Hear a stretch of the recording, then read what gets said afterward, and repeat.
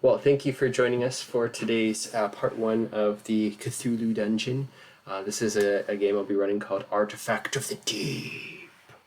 And this is a game for basically for the character Morthos, as he is going to be going on an expedition to get an artifact which he can use to start up his holy church. And we're going to be playing in the one-shot world of Irden, which is the group that all the one-shots are based in the Lee 6113 Dungeon Delvers group. I'm going to go ahead and pass it over to our players for their own introductions. We are joined by 6 wonderful people today. And in the Discord, in the Roll20, we would just go from left to right, starting off with Glynnan. Okay, well, my name's Glynnan. I am a divination wizard of the 9th level. I'm just here to help out, find hopefully more magic items, and, well, hopefully not die. Perfect. Next over we have Isabelle. Hi, my name is Isabelle Thompson. I'm a level 10 halfling lore bard. I'm here to give general support. I don't believe in this kind of thing, but Morthos said he needed help with high level spells, so I said, sure. I'm just here to help. That's it. Okay, perfect. And next over is the man himself, or the tiefling himself, Mr. Morthos, the original. Hello, I am Morthos. I am a level 11 warlock who loves some Cthulhu, and we are here to get a Deus Codex for my church today. Next over we have Thorven. Oh, I'm Thorven Deeeep. I don't know who this octopus god he wants to worship is, and nor do I care. He needs some help, and when you've got a reputation for making out with a whole bunch of mermaids, and you gotta go underwater, who do you call for the heavy lifting? Isabelle would like to interject a comment. Go ahead. Thorven, what are you doing here? Isabelle! Oh, God. You're not gonna Not hit me. again. You're not gonna hit me, are you? I'm seriously contemplating it. But your letter was nice. Just keep a distance from me, at least 6 feet. And 6 there are feet? many reasons for the 6 feet. I don't know who I'm more sorry for after that mermaid escapade. The mermaid or the other mermaid? Well, kind of been out with all of them after the water keep dungeon. Next up would be, last but not least, Jaroe. Actually, not now. Sorry, I was looking at the tokens. Jaroe can go next, but then we'll circle back to So, Entrapta. my character's name is Jaroe, who's a Kenku, which means he can't really talk. Which, I don't know, it's a bit annoying, but whatever.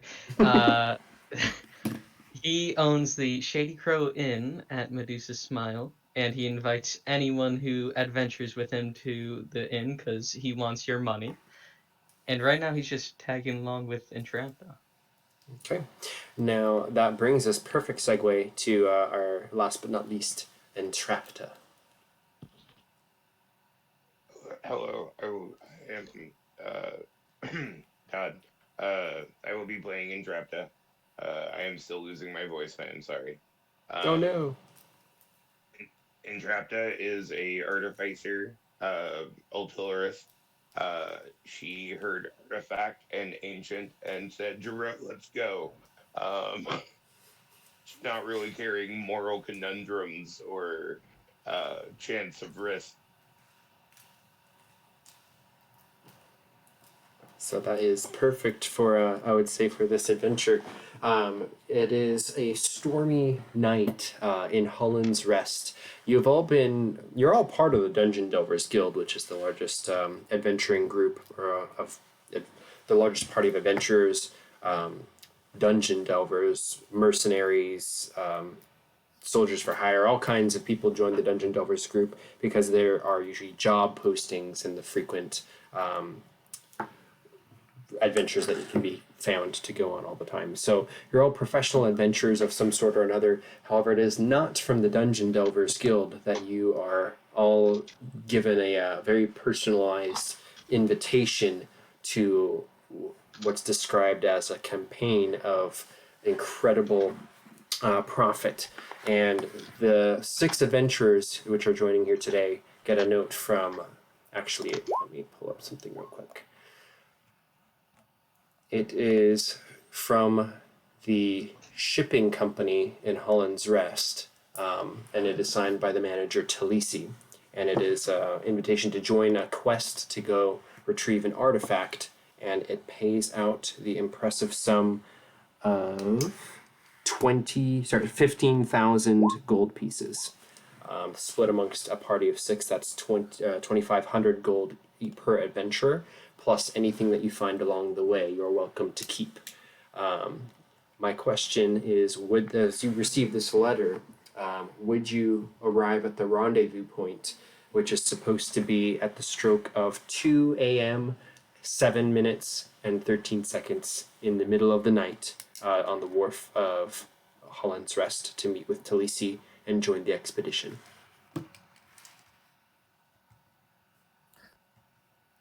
I'd say if Thorven would be early and just sit there drinking and singing 99 bottles of beer on the wall, or if he would stumble in late. Do you want to roll a wisdom saving throw and see if you can get up early enough or stay up late enough, probably, actually, to do that? To be early? All-nighter. 5 plus 2 for wisdom, so 7.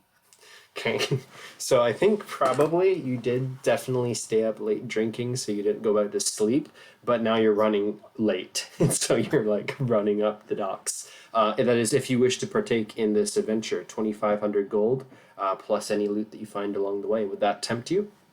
Yeah. Okay, perfect. So that's Thorven. That's a lot of drinking money. That is. Are you bringing your little puppy? Yeah, Tipsy would be coming. Okay. I don't know if I'm taking him underwater or not.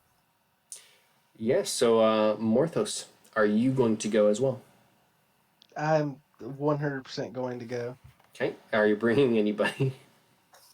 I'm bringing Gerbert and myself and the Okay. voices in my head.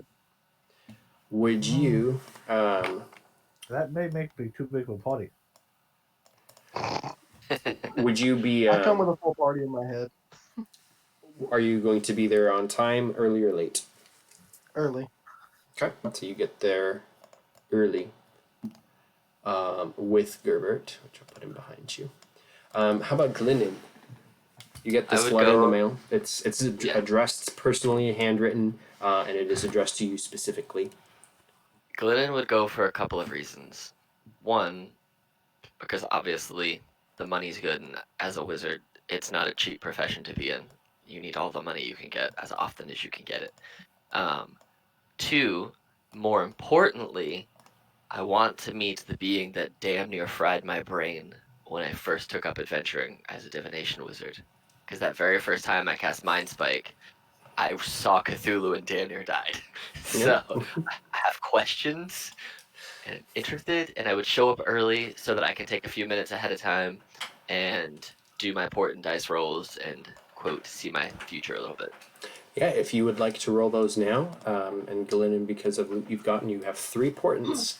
So 11, 11, and 4? Okay. Okay. Not the best, but you know what? I'll take them.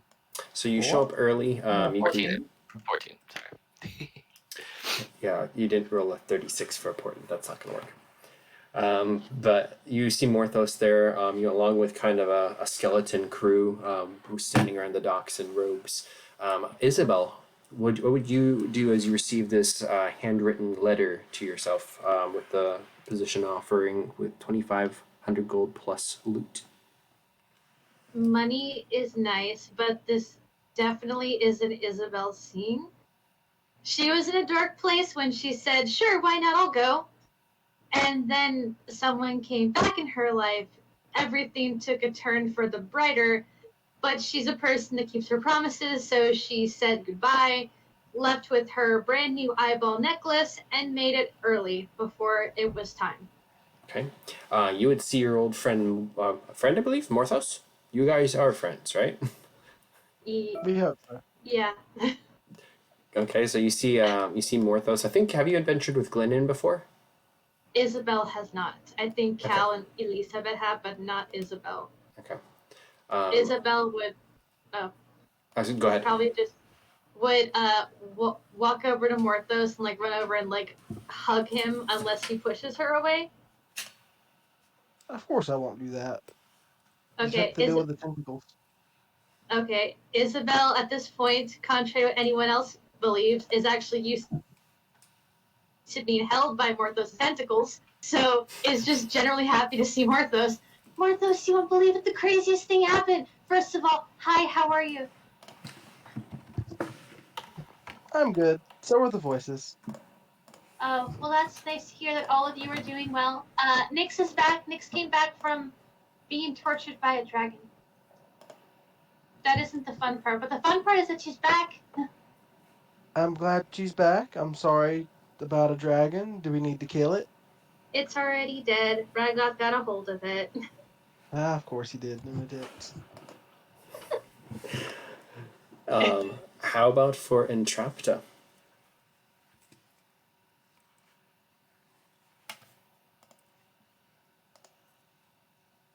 Entrapta lives by a very harsh, strict schedule. Like, even when she binge drinks, it's like on a schedule when she can like make that kind of time. She has, as soon as getting the letter, has literally like plotted out her sleep schedule and like when she's gonna pack and get everything together and get there exactly on time. So you arrive at 2. And she also always Go ahead. she also always accounts for the X factor of Jaroe. Okay. And that leads us to Jaroe. How about you? You get this letter that you're in, probably in Medusa's Smile, and it's personally addressed, personally written, basically a summons and request for you to join this adventuring crew. Yeah, I'm just gonna take like the bare minimum of the stuff I have, and I'm just gonna try to rush over and get there on time. Don't know if I will or not though. With a flying broom with Entrapta and stuff though, maybe. Okay. So you're accompanying, so does that mean that you are also going to arrive promptly on time? Yes. Okay. So that does lead me back to Thorven.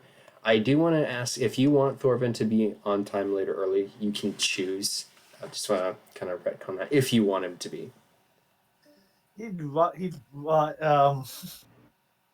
Since I rolled low, he's rushing, but he gets there like just on time. But like he's like panting as he comes up from the dock to get there on time. Okay. So Morthos, do you want to be early? Yes. Okay. Glynnan, you want to be early?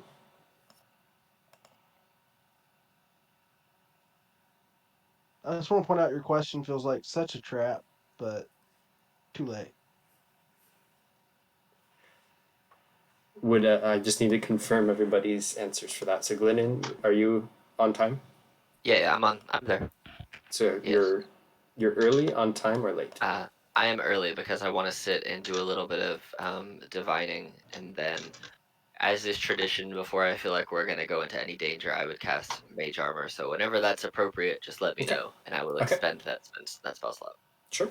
And then Isabelle, were you early as well, or were you on time, or were you late? I was early.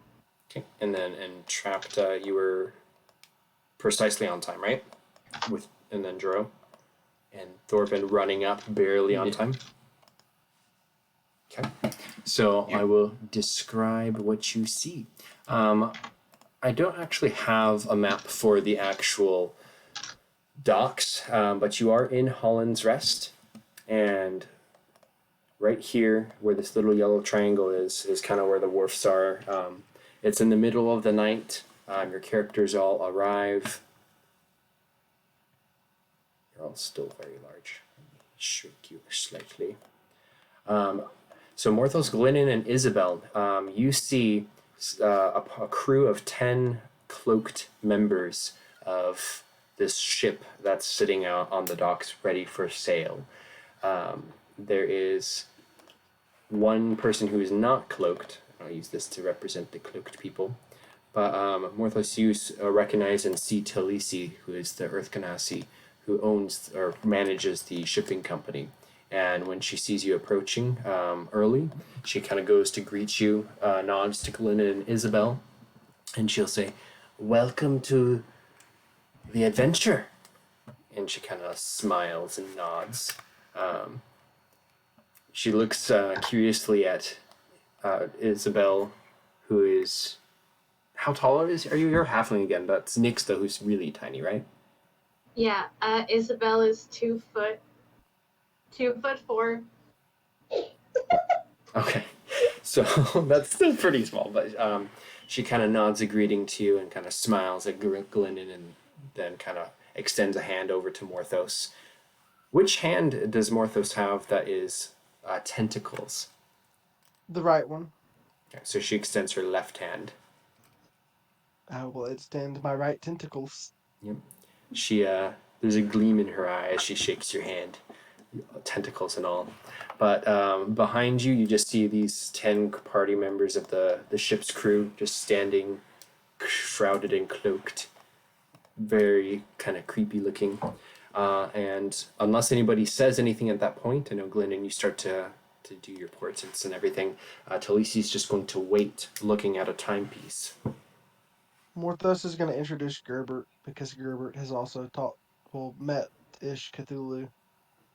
Talisi would kind of just wave him off a little bit, like she's just not going to engage with Gerbert.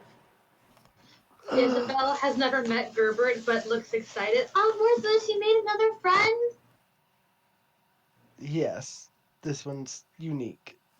I wouldn't advise touching it. Isabelle puts her hands up and goes, I won't touch it, I'll just look.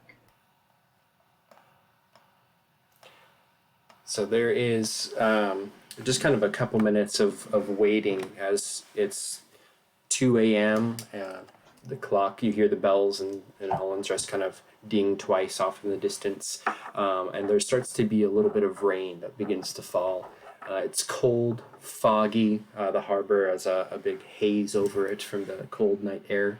And Entrapta and Jaroe, you're both on brooms, it sounds like. So you're just kind of gliding through the streets headed up to the rendezvous point. And then Thorven, you're hustling up the streets, kind of panting, but you barely get up to the docks. It's 2:05, and you start kind of just hustling up the kind of bridge over to where you see this kind of group of people.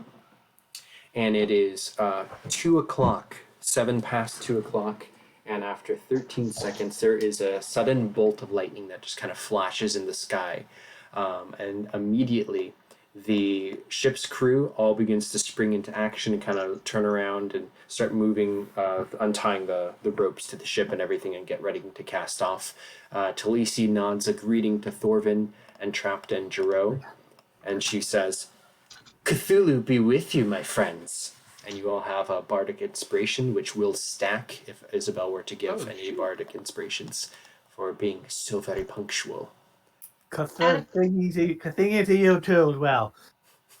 Isabelle's gonna look at Thorven. Oh God, Thorven, you're here too. Yep, you see the adventuring party kind of standing before a little bit of action as the crew is untying the boat. Entrapta, Jaroe, and Thorven all arrive here on the scene. Is it a D6 bardic inspiration? It is 1d6, yes. Okay. Cool. And for your clarification, you guys, my bardic inspiration is just a D8 because I'm not 11 yet. So if you get one of those, just so you're clear. After a little bit, he'll look up and goes, "Oh, Isabelle, I wasn't expecting you to... You're not going to hit me, are ya? Please do something blunt." Thank you for your letter. It was very sweet. Please don't touch me.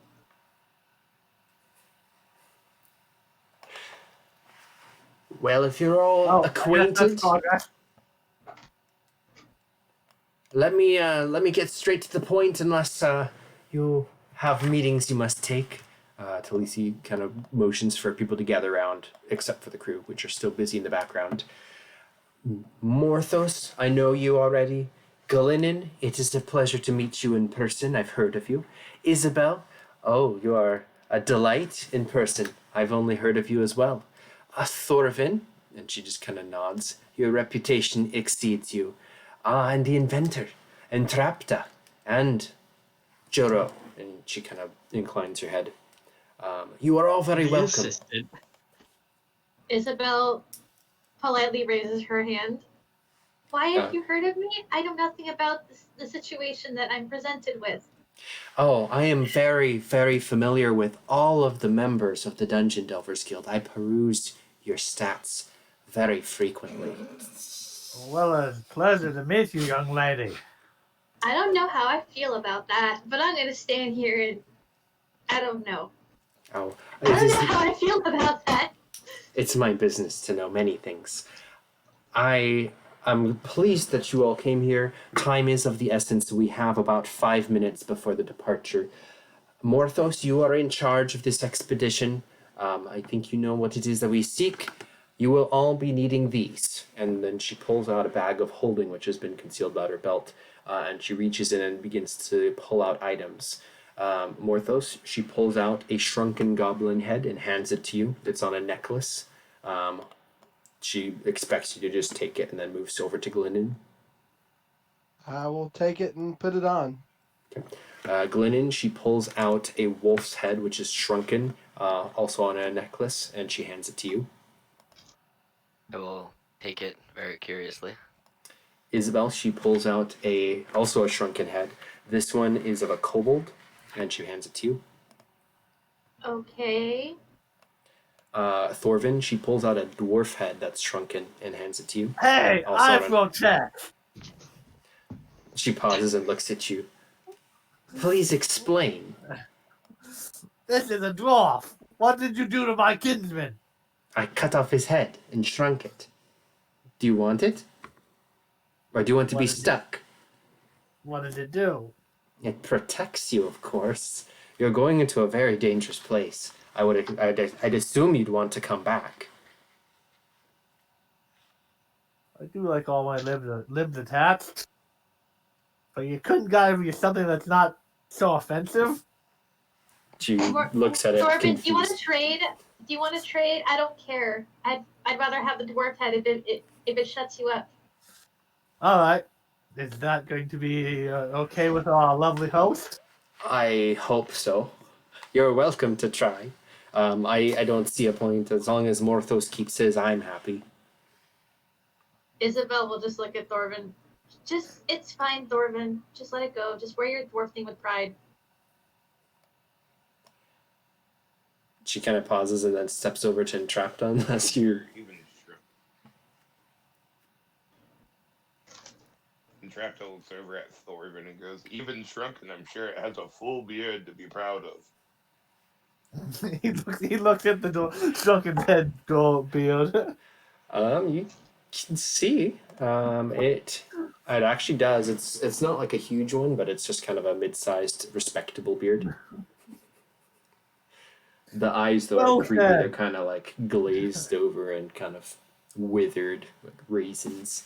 But for Entrapta, she pulls out a shrunken head, and this one is of what looks to be an orc or an orc mutation of an orc or something. It's got tusks. It's got kind of fur-lined beard, kind of feathery, almost skin.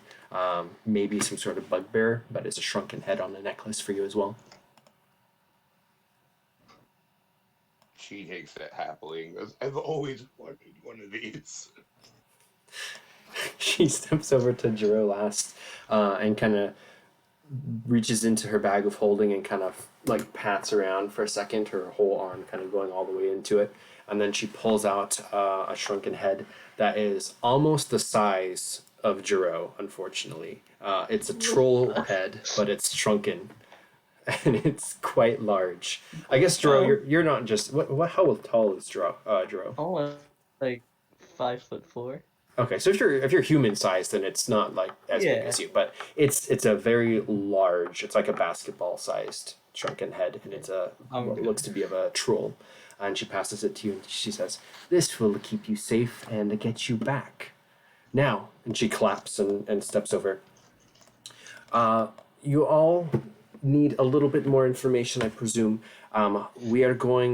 You are going. I'm staying here. I must be able to perform the magic to get you back. Those totems will get you back to this world. You're going to Ryle, which is the underworld where the Cthulhu dwells. You're going to retrieve a special item which Morthos is looking for. And I would bid you all safety and be cautious. Beyond that, I don't really know what to say. Do you have any questions?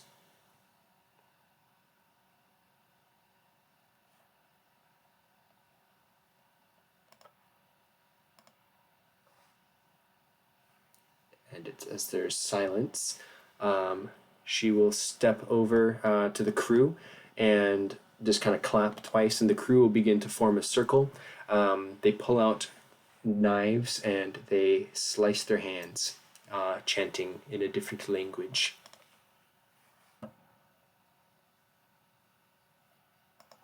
Spooky. We could just begin to cover it.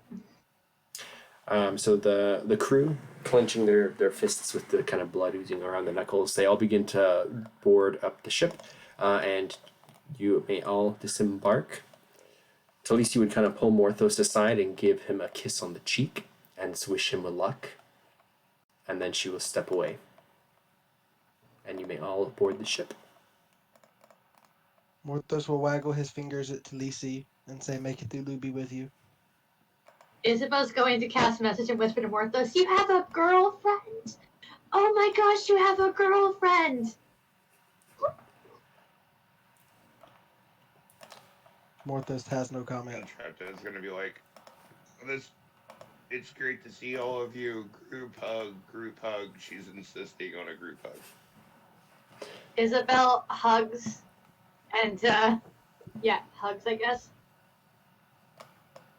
Morthos reaches. Okay. Gerbert looks to want the hug. She looks over at. He can be within 10 feet. It's okay. Gerbert probably would actually try to ooze up to people if you're calling for a hug. Gerbert likes everyone hugs. but Gerbert. He can be within 10 feet, but no touchy. Okay. Gerbert's fairly slow, but he does try to ooze up to you. May I? Alright, can I do my protect feature with Emily? Yes, you may. Okay, so everybody gets 9 temporary health. hit points. Everyone within 10 feet. Okay, so it is about 2:15 a.m. and the ship begins to leave the harbor. It's raining, cold, kind of wind blowing. You can all go down to the cargo hold, which is fairly small. This is an old orc ship, it looks like, that's been kind of retrofitted to be a cargo vessel. If you all wish to... Yeah. Yes, this ship. If you all wish to do anything before you leave the harbor, otherwise you'll take to the open seas. Here is the map. You are in Hollen's Rest, and you are about to sail down. Group hug was nice enough. Does anyone need to be somewhere else? Can't go on an adventure sober. I go sober all the time, Morthos. It's fine. Thorven, it's fine. Sorry, I was messaging Morthos just now with the message cantrip. Glynnan's gonna go climb onto the boat, and once they're on the boat, I'm gonna start setting up a ritual, pulling out a piece of straw, drawing some symbols on the ground, and in about 11 minutes, one action and 10 minutes later, I will cast water breathing on all of us. Okay. And that lasts for 24 hours. Is the skull still inside the head that they gave us? You can make an investigation check. Yes. Did Gerbert get ahead? Gerbert did not get ahead. Does Gerbert need a head? But does Gerbert need a head? Gerbert has a cursed battle axe inside of him. She didn't seem to think you would need one, but I don't know. She didn't really acknowledge Gerbert as an actual party member. If you wanted to try to talk to her before she leaves, before you leave the port, the ship is just like pushing away from the dock right now. I would like to scream after her. What about Gerbert? Where's his head? Right. What would she do? Roll a persuasion check with advantage. Hopefully she tosses a head for Gerbert. 29. Okay. She misty steps onto the dock and pulls out her last shrunken head. What would it be? Roll a D100 for me. You know that scares me when you ask this character to do that, right? I think he's got a list of races.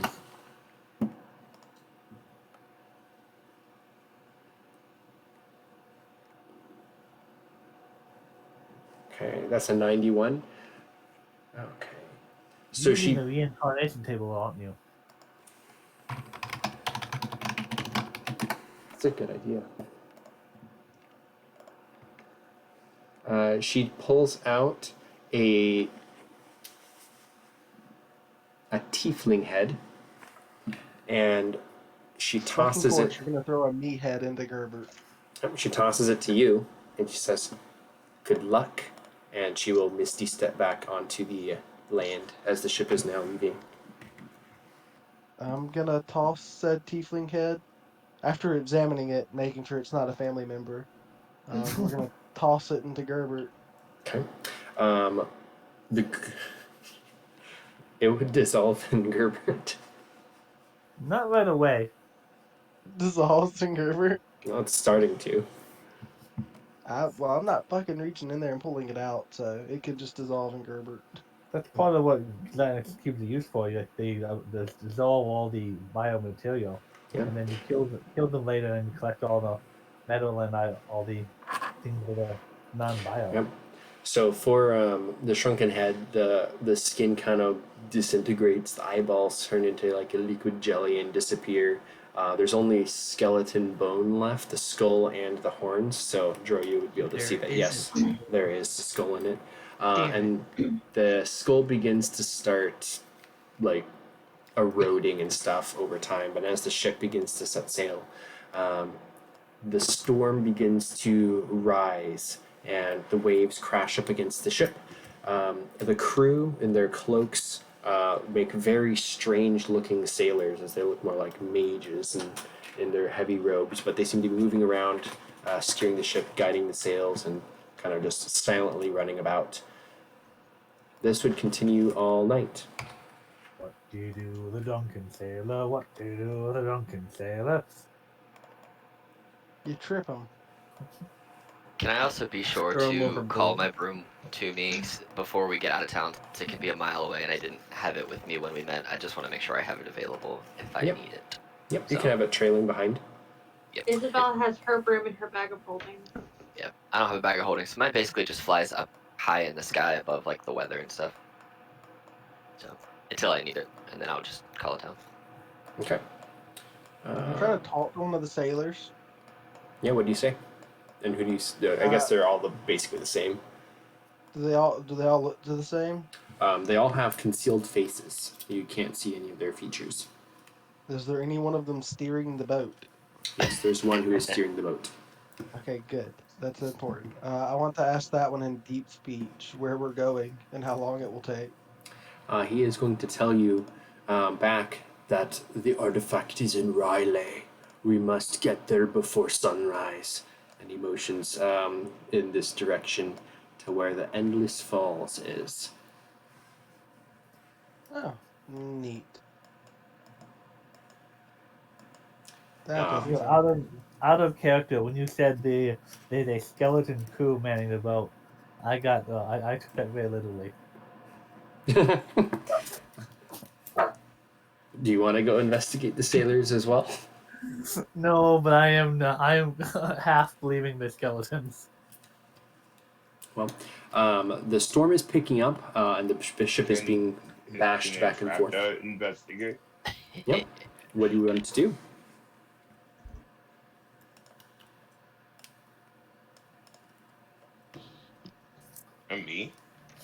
What are you doing to investigate? Are you going to talk to them, or?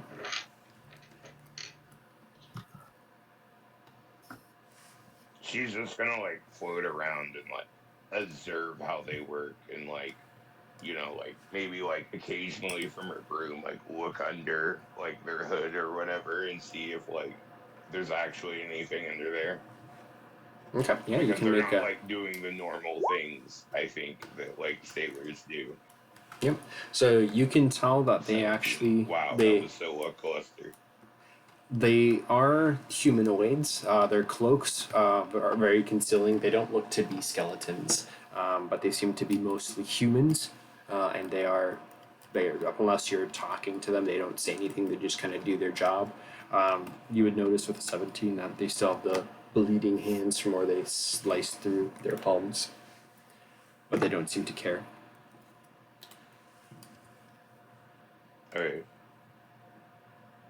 Well, that's lovely. Well, as long as they know where they're going, I guess that's okay. Or don't randomly attack us.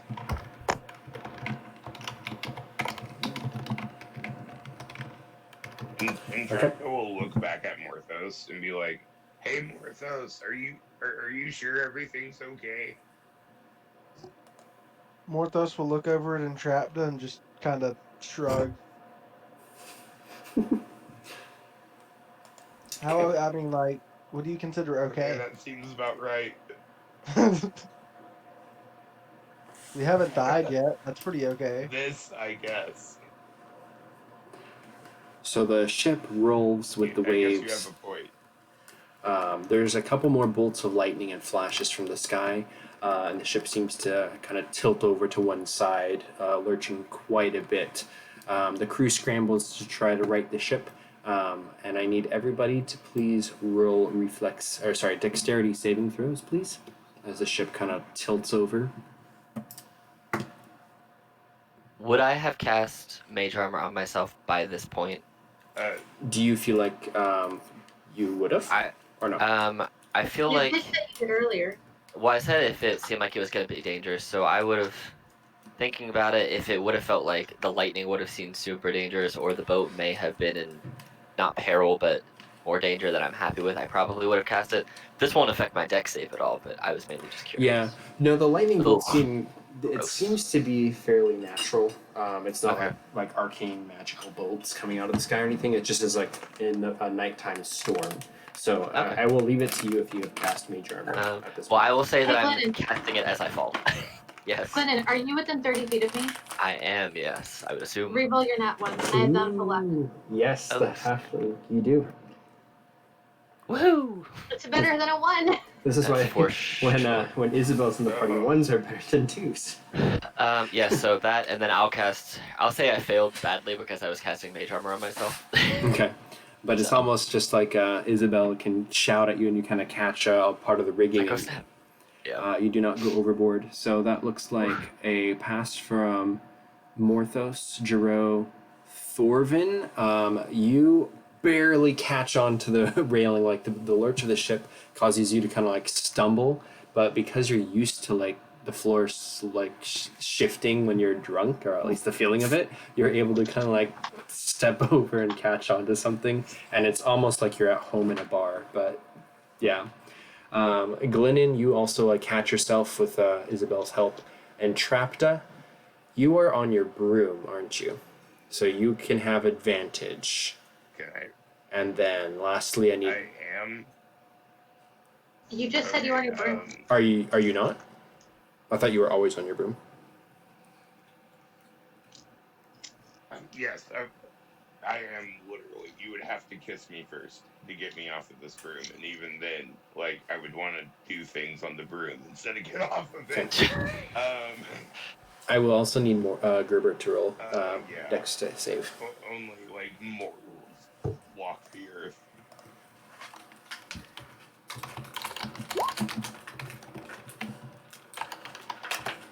Okay, let's see. 17. Okay, and I guess I will actually roll for Gerbert with his -4 Dex. Oh god. So Gerbert is actually at the high side of the boat, but because of how it's leaning, the cube just begins to roll on it, like cubes one side at a time, click, click, click, until the whole, almost like a die, just rolling down the boat. He hits the railing and just kind of oozes through it and plops into the water. Splash. The sailors are working hard to right the ship, but Gerbert is now actually floating in the water. Does Gerbert get waterlogged? The ship is proceeding. The sailors are able to right the ship and kind of re-steer it into the waves to not take so much of a lilt. What does anybody do, if anything? Or does Gerbert just float away? No, I told them to stop, and we have to save Gerbert. Isabelle is going to look at one of the 3 rings she's wearing on her fingers. How much does Gerbert weigh? He's Jello. I don't fuck. How much do cubes weigh? Roll 2d. Give me No. Actually, I'll do tie it. this rope off. He grabs the rope and ties it around, starts tying it around his waist. Thorven, we're not supposed to. Gerbert Not weighs supposed to 100. what? Save the gelatinous cube? Like, I wouldn't go in those waters, but we have options. Okay. I wanted to use a ring in my ring of spell storing, a level 2 levitate, to try to lift Gerbert out of the water. Alright, use your magics. I was just gonna jump after him. I mean, they're I'll be below decks. The thing is he that I didn't think touch him. for levitate it has to be 100 pounds only. That's why I was cautious about it. I will say if you want to use that resource to make it work, you can. Can Oh, it go That's higher really if you cool. cast at a higher level? Up to 100 pounds. Isabelle's going to rush over to like the side of the ship to see where Gerbert is, and she's gonna twist the ring around her finger and said, "Nick said it's for emergencies only," and she's gonna hold her hand up and like just kind of lift Gerbert out of the water into the boat. And she's walking backwards as Gerbert's like lifted overhead, and she's gonna put Gerbert down very gently in front of Morthos. Gerbert is then saved from them. So apparently he's way heavier than 168 pounds. Okay, But if it's he fine. weighs more than 500, I can't do it. We'll say you can do it because that's really fun and cool, but apparently he weighs 15,000 pounds according to Justin's search. Yeah, But- I googled it. So Oh my god.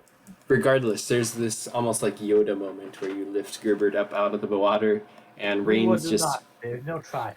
the rain's just pouring off of him and kind of glistening him. He looks very mad, and you set him down onto the boat, and Perhaps we should put the Gerbert below decks where he can't go off the side of the ship.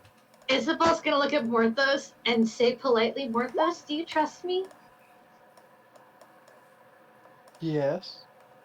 I want to cast a spell to make sure nothing worse happens to Gerbert. Is that okay?" Gerbert is oozing his way up towards Isabelle. What are you casting on Gerbert? Hold person, so he's paralyzed and can't move. He's not a person. Choose a And humanoid. that- Okay, so it is a humanoid. Never mind. It's not a humanoid. And then- Okay, so Alright. Alright. Alright, so I guess I'll do this then, and you see, to stop friggin' him falling off of the boat or anything, you see Glynnan go, hold on, rummage through my component pack, I pull out a caterpillar cocoon, I weave some transmutive properties into the air, and I cast polymorph onto Gerbert, and I turn Gerbert into a tiny turtle. What's with all the fancy magic? How Just long put does him this below last? deck. It lasts up to an hour as long as I have concentration. If he wants to Isabel- resist it, he can, but Isabel's going to rub the sides of her temples and go, "Thorven, it's a gelatinous cube. It's gelatinous. If we touch it, we will." I don't know how Gerbert would react, but To do magic. I mean, he can I'll resist tell if he him to wants. take off. I'll tell him to accept it and hope that he listens. Okay. Well, it's a tiny What's- turtle for an hour. What's the saving throw? It's a wisdom 17. He has a minus like 4 to his wisdom, doesn't he? It's minus I'm not 2. saying we Minus touch, So 2. so is touch Zero. him, but apparently Morthos can tell him what to do. You just have him slop downstairs, and he's inside the ship where he can't I fall mean, off. it's all right. Even if he would have passed, I could have made him fail, so it's fine. Yes. I'm gonna It's put easier Gilbert to in my carry a pocket. turtle around. Yes. Yeah. It's easier to carry him around as a turtle, Thorven. So he now is a turtle. What do you do with him? I I just put him in my pocket. he's gotta pick him he's a up. tiny turtle, so Okay. He bites you, Just- Morthos. just don't let anything happen to him, or he'll transform back into a 15,000-pound gelatinous blob. That seems really heavy. I don't think he's that heavy. But That's what Google told me, but that was also It's the a first thing I large found. creature, but it's not that dense. So yeah, it I seems would heavy. think like even Jello, like maybe 500 pounds ish. I feel like telekinesis Maybe. should be able to move it. On Yeah. Forgotten Realms, it says they can weigh up to 50,000. It's a big That gelatinous doesn't cube. That make doesn't make sense. But Yeah. on that's not going to be the case. RD whatever, it said 15. But I'm okay with him not weighing 15,000 pounds. I Yeah. have never made plans on how to move 15, 7.5 tons of Gerbert. So Gerbert is wiggling around in your pocket, and you feel his little beak biting you repeatedly for no damage, but he doesn't seem very happy. The ship is continuing on. Another couple hours pass without too much incident. You are After an approaching. hour, he's news again. Just so you know. Yeah, that you would pop back into being news Yeah. in Morthos's pocket. Blah, just leaks out.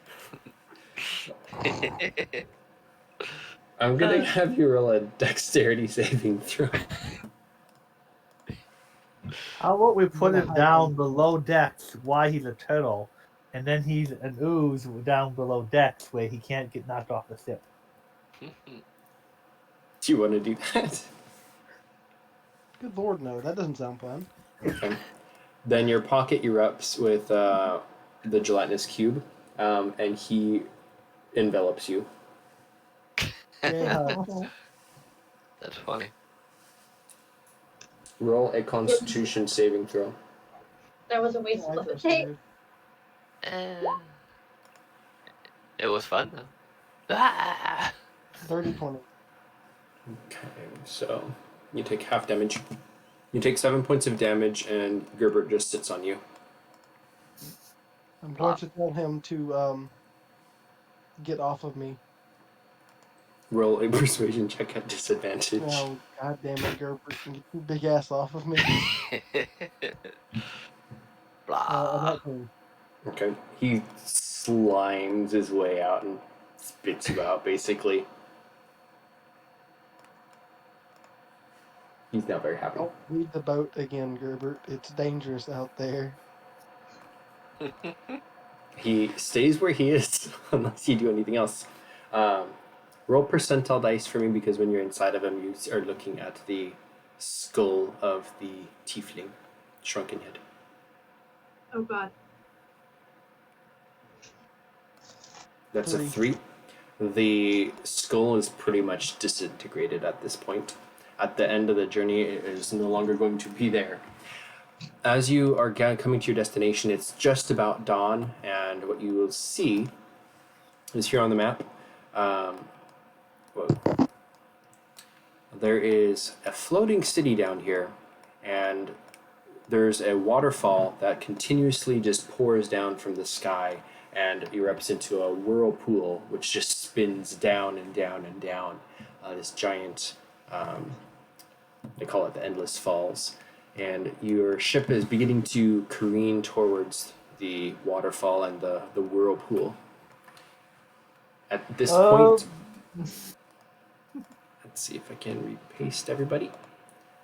The crew begins to steer the ship into the kind of suction of the whirlpool, and then they just stop what they're doing, and they all surround the mast and hold hands and begin to chant, while everybody else is left to do as they will. Do I understand what they're chanting? I think you actually would. because deep speech is kind of the language of Cthulhu, is from what in this game. So anybody who speaks deep speech will know what they're saying. And Nope, I don't speak deep. Blah blah blah. Oh, crap. Let me go. I think actually I made Justin read this once. Well, if you want, you can read it out loud. Anybody who wants to can give that a shot. Oh, you want me to actually try to say it out loud? Good lord, no. Whoever does gets inspiration. Only Muglonap Cthulhu Ryla Ugaragil Fatag. And they start saying that over and over and over again. And Isabelle, you get inspiration. I'm not gonna miss on inspiration for this game. The ship begins to. It goes into kind of a death spiral as it goes through this whirlpool. The ship kind of spins, so the front is pointed inwards the whole time, and the water just kind of sloshes around in a circle, like you're getting flushed down a giant drain. The crew begins to continue this chant, and as you get closer and closer to the center of the whirlpool, what is everybody doing? My dog is barking. Shoot. does it sound like they know what they're doing? You can roll a check, which I suppose would be Arcana. At a -1, okay. Morthos and Gerbert. Morthos is going to chant that, and Gerbert is going to spell it. Like just like letters just appear and there's like a hole in him or something. Yeah. What is Thorven doing? I'm trying to figure out if it looks like they know what they're doing. They're just saying random ass words, hoping they look No, cool. I understand them. Isabelle is going. Oh, if you understand them, then yeah, you can, because you do speak deep speech. I speak deep speech. That's right. You can roll with advantage on that, actually. I'm sorry. What was Isabelle gonna do? Everyone has a broom or is Morthos. Yeah. Hang on. Everyone is on a broom or is Morthos, so Isabelle doesn't want to, but knows she only weighs 38 pounds. So she goes, Thorven, don't make me regret this, get on the broom. Don't worry, lass. I don't want to piss you off. Thorven, I'm not going to ask you again, get on the broom now. On the broom. Okay. So, for those who speak deep speech, that would be Morthos, Thorven, and I think that's it. They're chanting basically how they're going to go visit the land of the Lord Cthulhu, and down they go to Riley, basically. He hasn't told anyone else that he speaks deep speech, but it has been listening as they say things in deep speech. Yep, it looks like they're performing some sort of spell, which will get you to Riley. Does it look like the teleportation circle spell? No. Okay. Well, I think I would trust that they know what they're doing as far as magic is concerned. So I would also just be floating on my broom, just in case the worst comes to worst and they're going to be bolt there. Can I also say that in those 2 to 3 hours between when I polymorphed the gelatinous cube, that I utilized arcane recovery and got my spell slots back? You may, yes. Woohoo! Cool. So, yeah. As you all kind of mount onto your broom, what does Morthos do? Morthos is just chanting. Okay, so you're kind of chanting things. Yeah, so then as everybody just kind of watches it unfold, the ship continues to kind of spin closer and closer to the center until you are below the level of the rest of the ocean, and you just kind of begin to like free fall, tank down. The ship's sails hits kind of the wall of water and just kind of gets torn right off. And then all of the sailors pull out their knives and they stab themselves and they all die. Everybody is kind of pulled in towards the center of the ship as it begins to crumple in onto itself, and then everything goes black. And you erupt into an underwater world. There's an explosion of light, it's not bright, but everything around you kind of lights up again. You're surrounded by sharks, and the ship just continues to fall until it hits the seafloor and just kind of shatters. Everybody can roll a Constitution saving throw.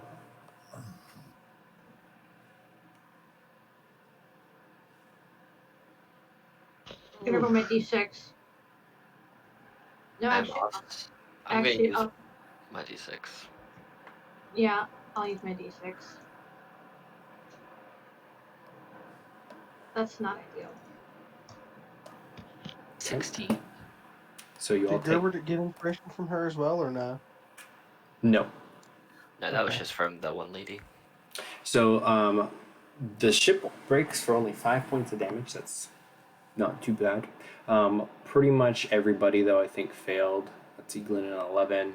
What was your I got plus? I got The six- 16 with the +5 from the. Well, I used my inspiration. I rolled 16 that d6, so I is got 16. it's actually so for the ship breaking you need to beat 18. So I think Oof. without the bonus, I think Gerbert is the only one who did. There was only So- one way I could pass that.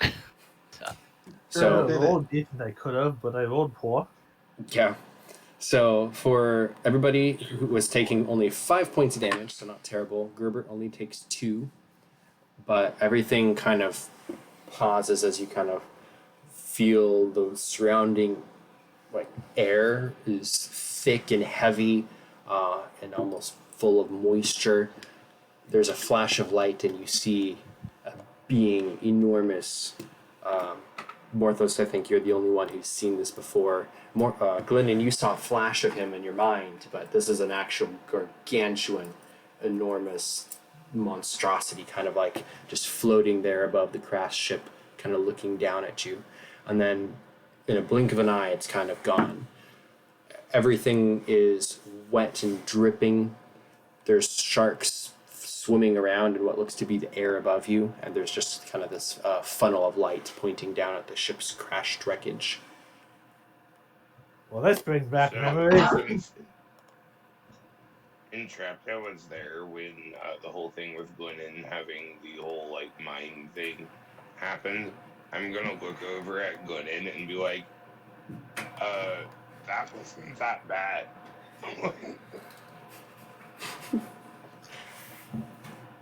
it was a lot You different could've when it been was. hurt. It was a lot different last time. Try having them in your brain and trying to burrow their way out. Then come talk to me. Now, hopefully, we won't meet any shiny crabs. Isabelle just looks at Thorven. Thorven, don't put that out there in the universe, please. Morthos is gonna laugh maniacally at what Glynnan said. Isabelle understands why Morthos is laughing and just kind of sighs at Thorven's comment. Okay, so A Glynnan comment. Thanks for trusting me, lass. I Stop know that we talking. didn't cross that on the best of terms last time.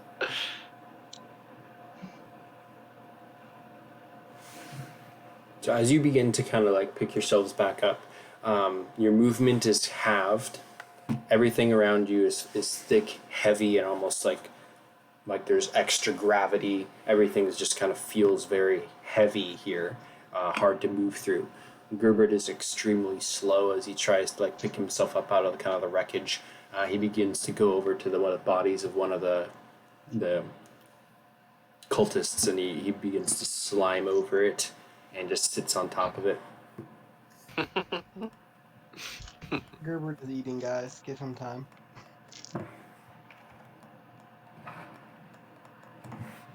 All right, Mr. M. You know what we're looking for. You've got Daisy and me are ready to help. The Morthos dog is walks. Oh, Tipsy too. gonna look around and try to figure out which direction we should be going. Okay. You see kind of inky greenness in pretty much all the areas around you. There's almost like this ocean floor spattered with all kinds of wreckage and sand and kind of corals and algae.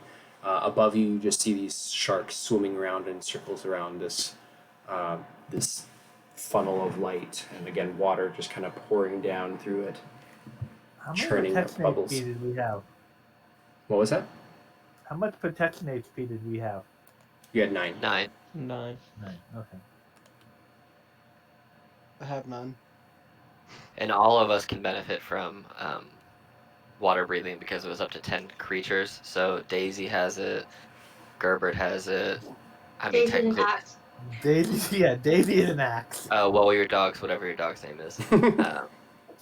And then my spider, which is technically Fae, so I don't even know if they breathe, but if they do, Theodore also benefits from water breathing. And there's still one extra person that could have benefited. So a random cultist who is dead now. Yep. Come on, Gerber 8. The area around you is, it doesn't feel like water, but it's wet. So like you're almost in like a cloud, but everything's heavy and silty and dark. The only real landmark is above you, where the whirlpool portal was. Morthos is going to look around and mutter to himself that it's been a while since I've been here. And he's going to say to everyone, welcome to the greatest city in the world. And then he's You've going to start walking off the redecorated. boat.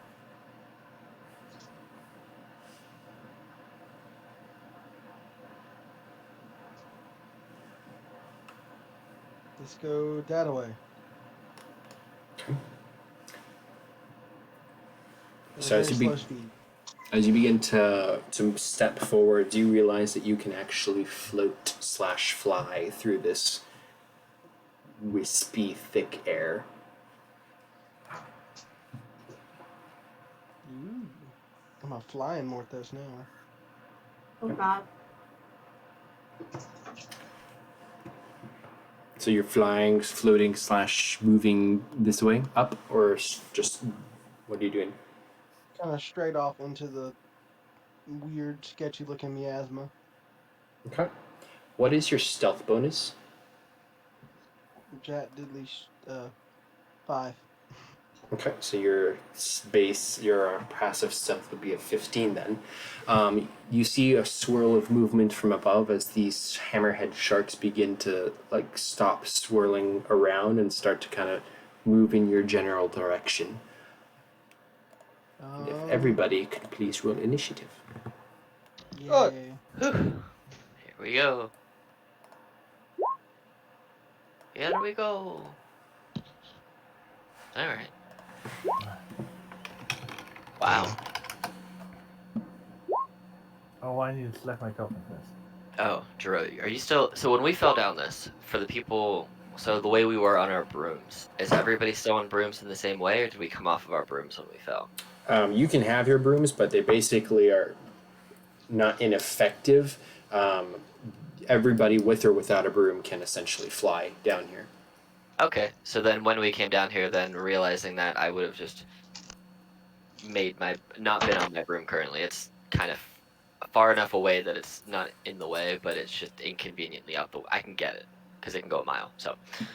Okay, well you're in a different world. Did it come down through the portal? Yeah, I was on it and Jaroe was on it. So, Okay, I so was then on yes. mine with Thorven. yeah, we were all on our it's down brooms. here with you. So, but if you have a bag of holding that you shove yours in and won't mind shoving mine in there too, I will take you up on that offer. If that's ever an offer, let that be known. I'm not assuming I can use your bag of holding. 'Cause I'm I not an mean- exuber. I don't mind offering up my bag of holding, as Entrapta's probably typing saying the same thing. I just don't know. You said that our movement's reduced by half, and I want to know if it's more beneficial for me to be on the broom in terms of speed versus my halfling speed of 25 feet. That's actually a good question.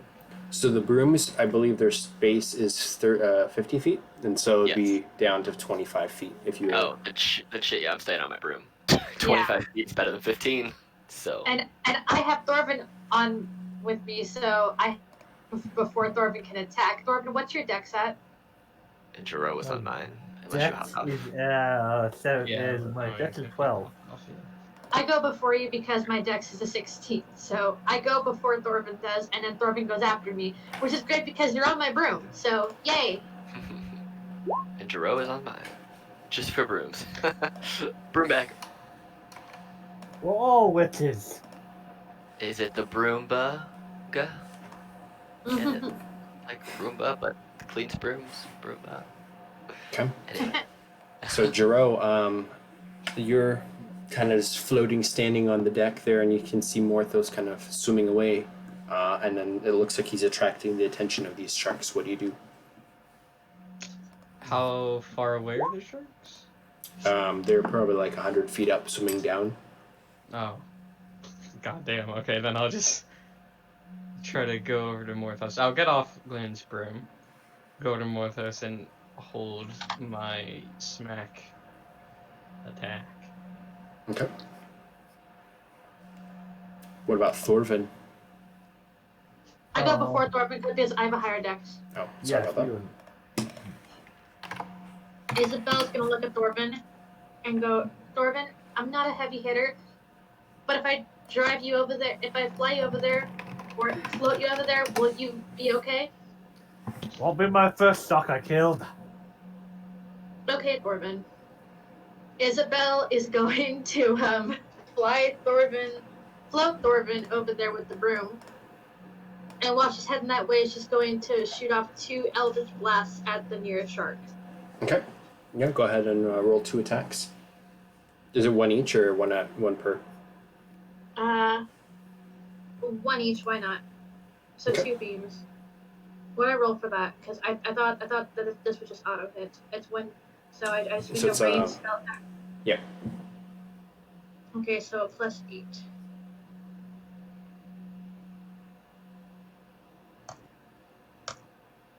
Okay. First shot misses, the second shot hits, and you can roll damage. I'll use my. Okay, yeah, I'm alright with that. I was like, I'll do that, but no, I'm not going to. And then just a D10. Yes. It was. Okay, D10. 6 damage. Okay. So you shoot through, and the magic kind of hits the second shark there and kind of scorches it. That is a cantrip, so I need you to roll 2d20s for me, please.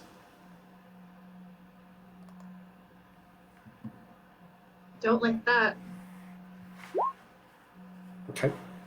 You feel as you're casting the magic that it kind of weaves its way through this kind of semi-translucent watery air, and one misses and one hits.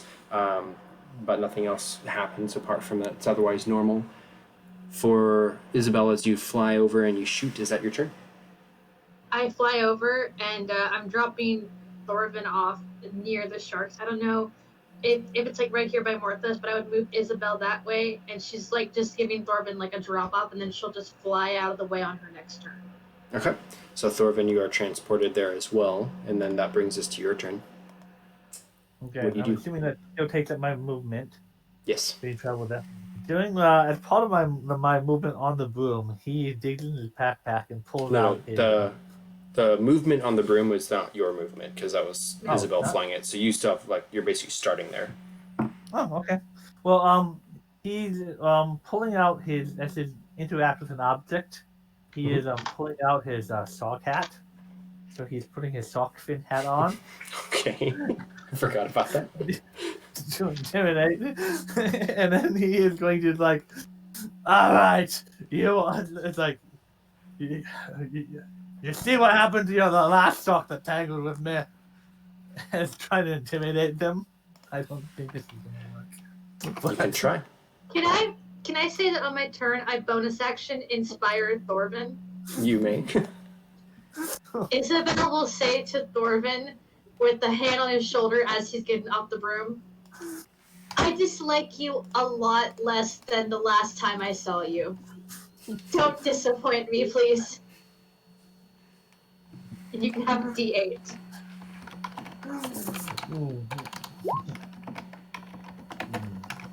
By the end of it, maybe we might even be friends again. He's gonna try to intimidate them. Oh, Roll your D8. So Do what it. does your shark hat give you? it's just sock hat. Oh, so it's not a bonus or It's anything? it's just a sock fin turned into a hat, so when he's underwater, he can like. It looks like he can do like the Jaws thing. Okay. Are you wanting to use anything else? What's I your think bonus, I and then would- are you using inspiration or no? I think I am going to use the inspiration, both hers Isabelle's and the other ladies. Okay. But that's not great. Only a 14 still. You don't have any bonuses to intimidate? It's charisma and Oh. got 10 charisma. And no rank. Okay. So yeah. So a 14. One of the sharks, like the closest one that looks like it was noticing you, kind of turns and starts swimming away. So you scare one of them off. Okay. Well, then I start swimming towards the other one with Daisy in hand, and just goes up and try to cut into the side of his gill where his gills are at. Okay. What's your speed halved? Let's see, 35 halved would be about 17. yeah. So you can move up. You would not be close enough to really get in range of one. If you double moved up to 35 feet, you'd be about halfway to where the shark is. They're all swimming pretty up high, and then they're coming down. I have a trident. Actually, he probably would have had the trident out if he knows he's going underwater.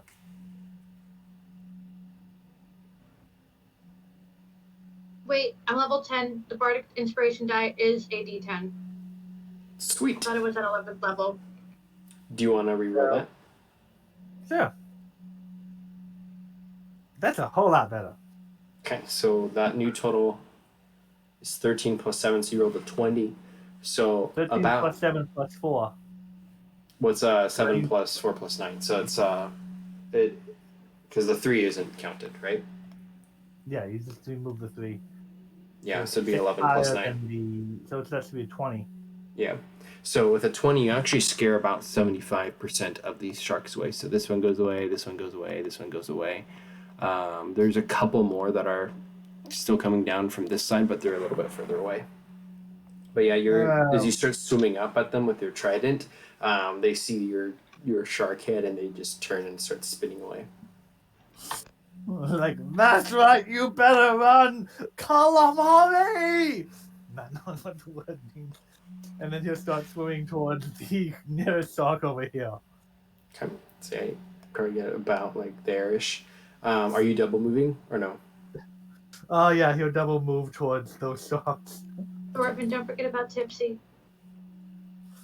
Oh yes, Tipsy. Well, Tipsy, he's probably just dog paddling. He would stick close to me, probably. Yeah. Can't control Tipsy. Oh, let's fix that.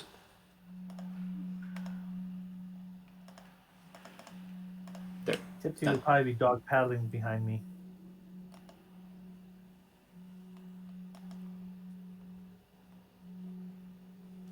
Okay, Entrapta, what are you doing?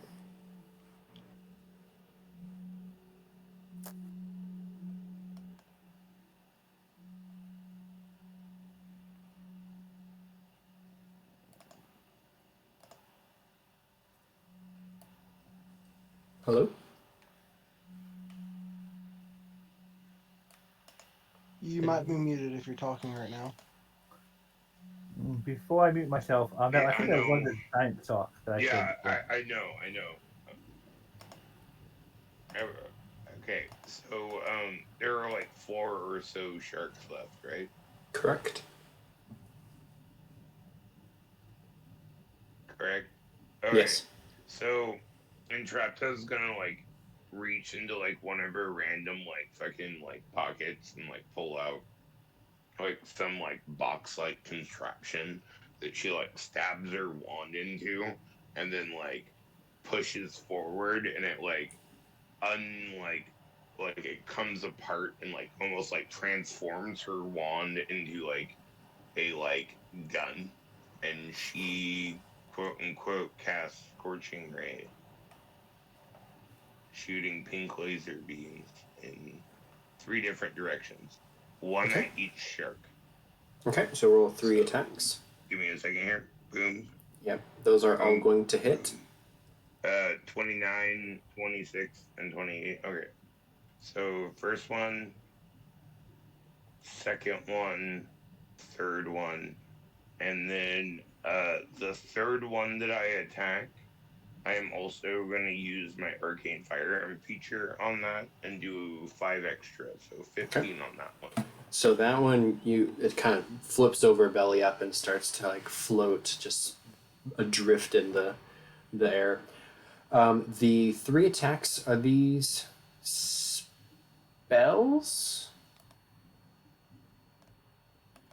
Yes, Scorching Ray. What level is it? Except that I've flavored it differently. Sure, It's sure. a second level. Okay. At second level, you get 3 rays, Okay, can you roll 3d20s for me? and then sure. Okay. So you also, just like Isabelle, you feel kind of the magic fizzle and then kind of shoot out, almost like it's curving back and forth a little bit off from normal, but they do hit their marks, and 2 of the sharks get hit and start to swim away, and then you killed one of them with the 3rd one with your arcane firearm. Glynnan. Okay. Or is that your turn, or As anything a else? bonus action, I still have one. I have my bonus action left, Mm-hmm. which would be my protect feature, which did nothing. So don't worry about it. Never mind. I'm done. Helps It's not me. something for me. It gives me 1 extra HP than what I had, because I only had 7. I had 0, I'll take so it 1. helps me a lot. Um. Okay. How far are the sharks from where I'm floating right now? They still haven't moved much closer, so they're still the last ones are still like 75 feet up. Okay. Well, I'm going to just stay in the same general position where I am. But I'm gonna go upwards by about 15 feet, so that the closest shark is 60 feet away. Okay. And then I am going to kind of start just chanting some words, and I'm going to go ahead and cast Mind Sliver. Okay. So they need to make an intelligence save of 17. That's a fail. So they take 3 damage, and then on their next saving throw, before the end of my next turn, they have to roll a d4 and subtract that from whatever they get. Okay, that's interesting. Here, So I'll yeah. post the actual spell just so you can read it if you want to. Bam. So yeah, they'll Okay. whenever they Oh. roll, if there even is one, yeah, they can just roll a d4 and subtract it. Okay. Is that your turn? Move up and then the mind spec or mind sliver? Ooh, those are 2 bad rolls. So I moved up 15 feet, so I'm going to use the rest of my 10 feet of movement on my broom and just go this general direction, a little Okay. further away, but still at that same level of where I was when I hit the shark. Okay. Yep. So you're moving in kind of this 3D plane, kind of making space, but still floating up. The sharks go on a turn 10, and they all start to swim down. Yeah, the one that got the mind sliver kind of falters and falls to the back, but the other 2 continue to swim down towards Thorven. I don't have minis for him, but there's 3 of these hammerhead sharks come down towards Thorven and take bites at you. They move exceptionally fast in this atmosphere, whatever it is, and have no movement penalty, and they can reach you with just 1 movement. So that's 3 attacks. These are going to be +5s. So that's an 11, 8, and 7. I presume those all miss you. And then the other sharks that have been hit at all or killed are swimming away. So there's only 3 sharks left. Next over is Morthos. For the 3 sharks that just attacked Thorven, how far away are they? They are about, from you, they're like 30 feet. I think Thorven moved 35 feet. So yeah, they're like 35 feet. I'm gonna cast Eldritch Blast, 1 beam per shark. Okay. You're within 30 feet of me, reroll your nat 1. Woo! Fuck that one. That's coming in handy already. All those will hit, and they will kill those. All 3 of the sharks, I think, have taken damage already, and they die. Yeah. So those are cantrips. I need you to roll 3d20s for me, please. That's only 1 cantrip. It just Yeah, but creates 3. 3 beams. I will still have you roll 3d20. Okay. They're separate beams. Okay. Nothing happens. And I'm gonna scream at Gerbert to come here. Okay. Roll a persuasion check at disadvantage. Bat, son of a...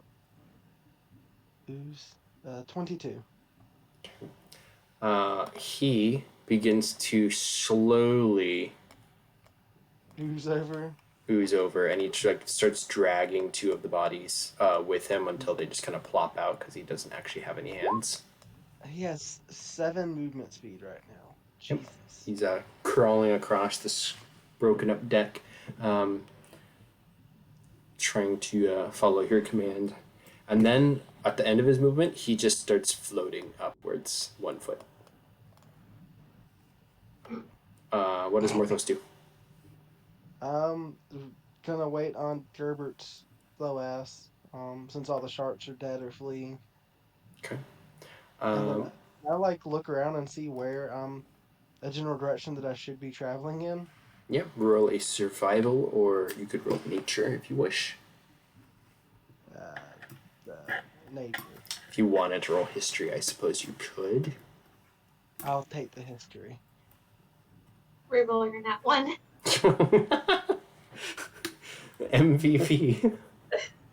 Thank goodness for that. So you don't know much about anything down here, but some of the things that Talisi did tell you about is there is supposed to be some sort of settlement down here somewhere in one of the pockets called Kavaspo, and that is where presumably there's a temple with an artifact, and that's where you're trying to get to. What direction it's in, everything looks the same in every direction. The only difference really is up, and you saw a flash of Cthulhu from this side. Isabelle would like to talk to Morthos, if that's okay. Go for it. Morthos, which way are we trying to go? Morthos will point up towards where the Cthulhu head was. Okay. Do you have any knowledge of the situation that we've been presented with? Which is Isabelle's way of saying she wants to roll a history check too. If you want to roll history, you can. It would be at disadvantage, and the DC is fairly high since you don't really have any knowledge. To my knowledge, I mean, you are a bard. Maybe you do. Yeah. So I set the DC. You can roll with a disadvantage, but I have adjusted the DC. Okay. Cut. Okay. So you would know that in Riley. I will flash a genius that. Okay. Let me ask first. How does Flash of Genius work? How would that give her additional history knowledge? So essentially, how Flash of Genius works is like it could be role played in a lot of ways. But yeah, just tell me how you're thinking. I'm just in a number of situations per long rest.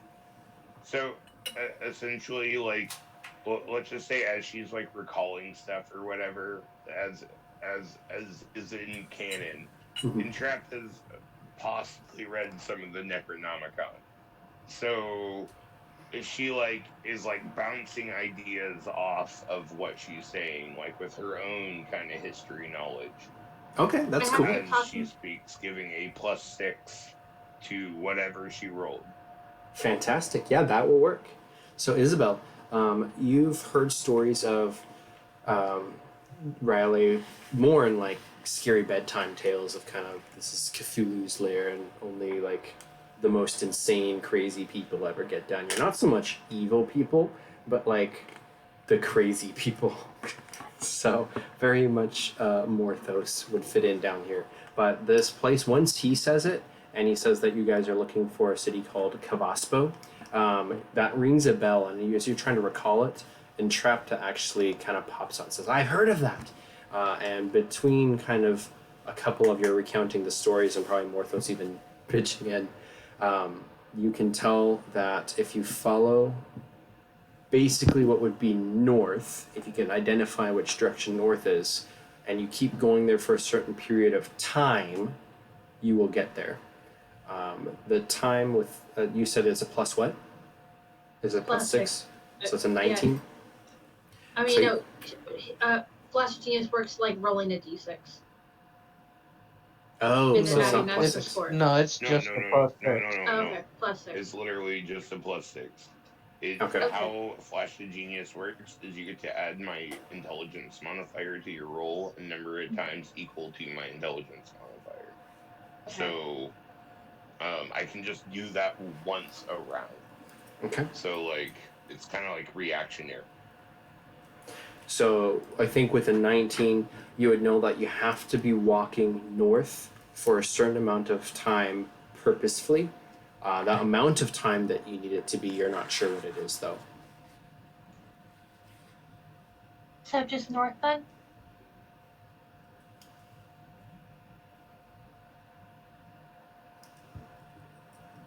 Jaroe will start swimming north. Okay. That would be in the direction of the Flash of Cthulhu. How long do you want to be swimming / flying, floating north? How long does it take Gerbert to get anywhere? For him, he's really slow. He just kind of is floating, trailing after you. You can put him onto, like, I guess a leash, or you could try to find a way to make a leash and I could pull- make a tow him. leash. Okay. Hold on, let me see if it will actually carry him. It might be I too can small. I can expend a charge of my weapon to cast Fabricate using the materials of the crashed boat, and I'm going to make a 10-foot cube Oh, there you go. out of the wood. Kind of like a sideways cart that he can fit into. You're Yeah. walking your gelatinous cube with a cart. Yes. Do you... Okay, so yeah, you can... That will work, and then you can just kind of tow that behind you. He seems a little grumpy that he's not getting to eat the rest of the bodies. I'll throw up 2 bodies in there with him. Okay, he munches happily. I could throw him my head. Isabelle's gonna look at Morthos and Thorven and motion them over to her broom because all 3 of them hypothetically could run the broom because she only weighs 38 pounds. And I don't imagine those 2 weigh too much to exceed the weight capacity.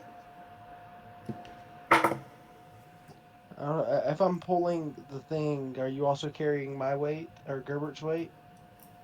That's a good question.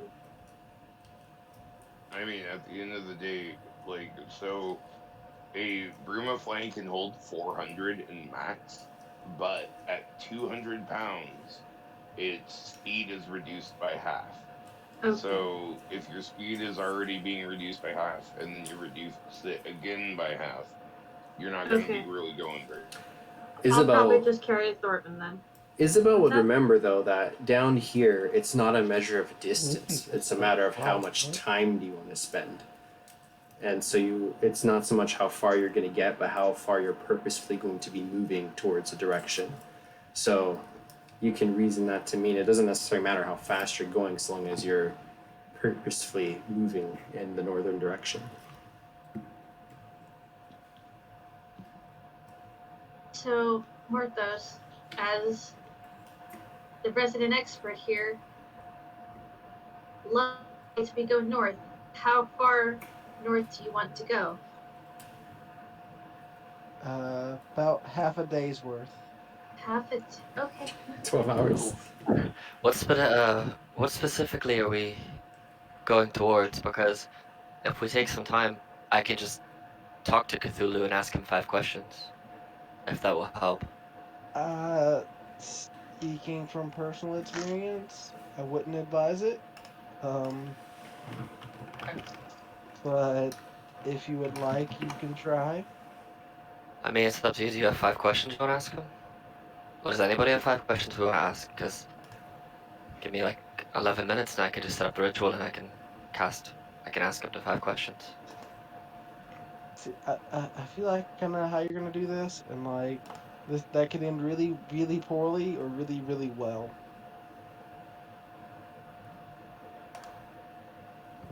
It's up to you. I say we just try to find it on our own first before bothering him. Okay. Just know we have the capability. All hell Cthulhu.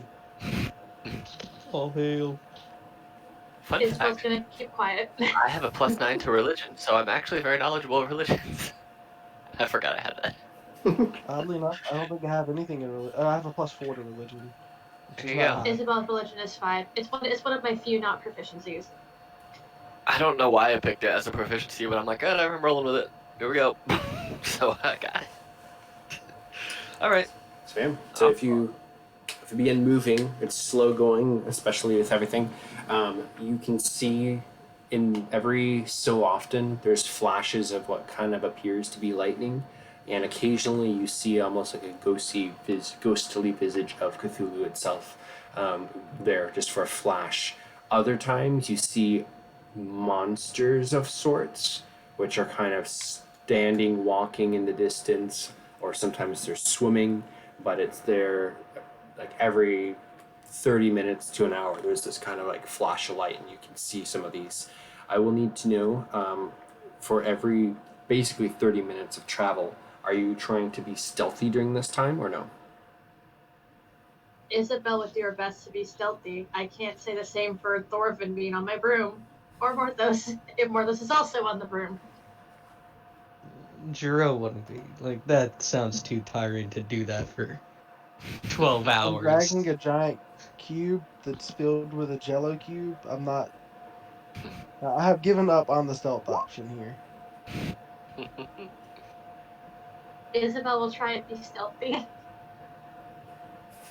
Thorven, keep your mouth shut while I be stealthy.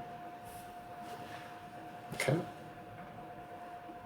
So for the first 30 minutes, I need a volunteer. Let's say Thorven rolled an 11 for his stealth. I will have you roll percentile dice. oh no. We're gonna fight 2 Cthulhus. Oh no.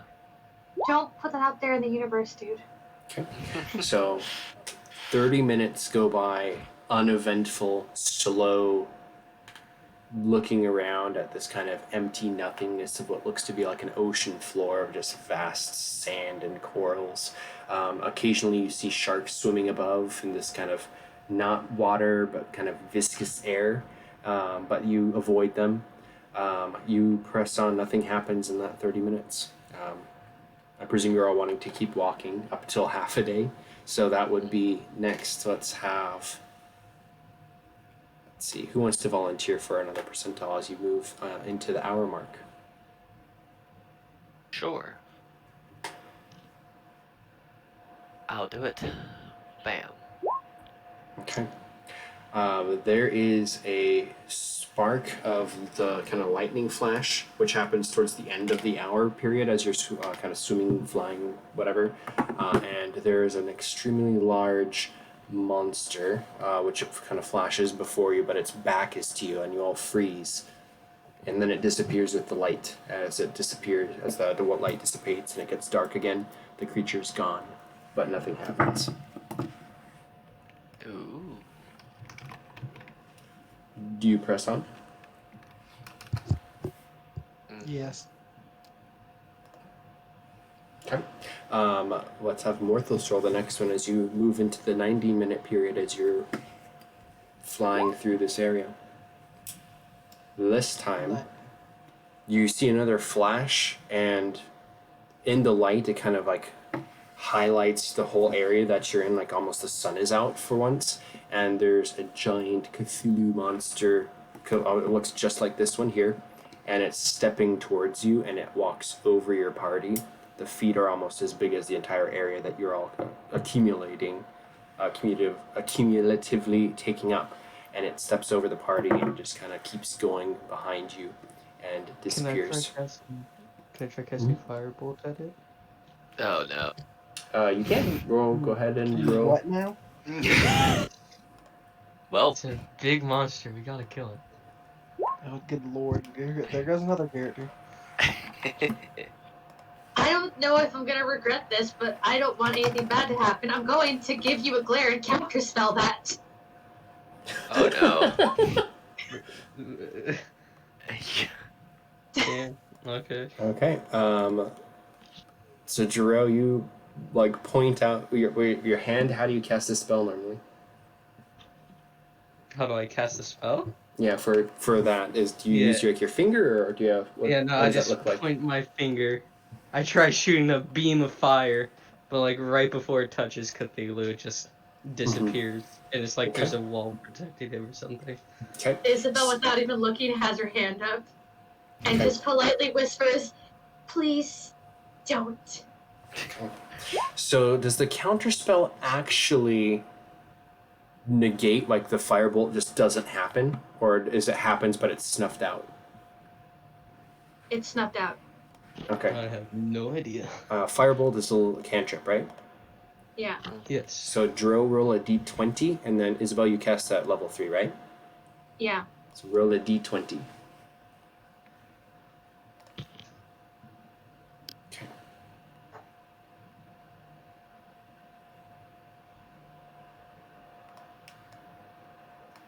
Isabelle, did you roll or no? Oh, what do I roll for that? Just a straight 10 d. plus the spell book. Nope, just a d20 straight. Yeah, D20 I've been straight. muted Got this it. whole time. Oh yeah, we haven't heard anything. Oh. Oh God. Okay. If you firebolt this thing and it attacks us, Jaroe, I swear. Nope. This is for something else. So The fireball automatic fails. Yeah, this firebolt is consumed. There's kind of like a pulse that kind of goes out from where the spell almost went off. But Isabelle, as you kind of say, no, counterspell, or whatever it is, that goes off, there is a dead zone all of a sudden that just immediately pulses out from you in kind of a rippling wave. Everybody within 30 feet of you, let's see, what would be your here? Sure, that's like everybody. Yeah, if you're all congregated together, you're all frozen in place. The Cthulhu being continues stepping past you. Jaroe, you just kind of like can see its back kind of as it walks over you. It's probably like 600 feet tall, and the lightning flashes again, and the creature's gone. You are all frozen. A minute goes by, and all of a sudden you unfreeze. You all take big deep breaths of air, and you can move again. When we first saw the flash before the big one that Thorven did ask Morthos, it's like, so Mr. M, if we have to, you know how to kill one of those things, right? Not that I want to. They can't die. So if we piss one off, we're basically dead. I would just advise not to piss them off. Suddenly, Jaroe, she's Yeah, like a fire. Jaroe nods. He And then I'm gonna say that knows what's to happening the now. party.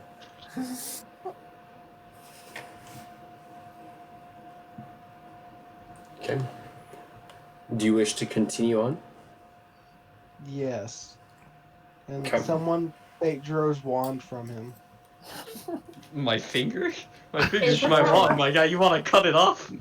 Isabelle just looks to Glynnan and Entrapta and just shrugs. Please, I don't want to play mommy this entire adventure. Somebody stop Jaroe from trying to burn everything underwater. Jaroe, please don't cast magic at big things. Aww. You sound so sad. You can shoot. Morthos, play nice. You can Jaroe shoot. gets one warning, and if he messes up, Glynnan and Entrapta will deal with it. I You didn't agree. focus on it. Let it be known I didn't agree to that. I just agreed to tell you to stop. In my defense, Glynnan, Jaroe is on your broom. What am I supposed to think? Now he can. No, I'm on my way. Yeah. He's on his foot.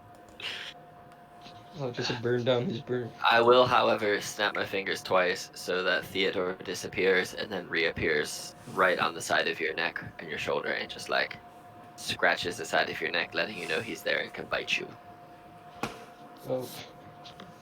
Okay. How big is Theodore? He is the size of a black widow spider. I can That's eat not him. bad. So about the Think so. size of an adult hand. So, Wait.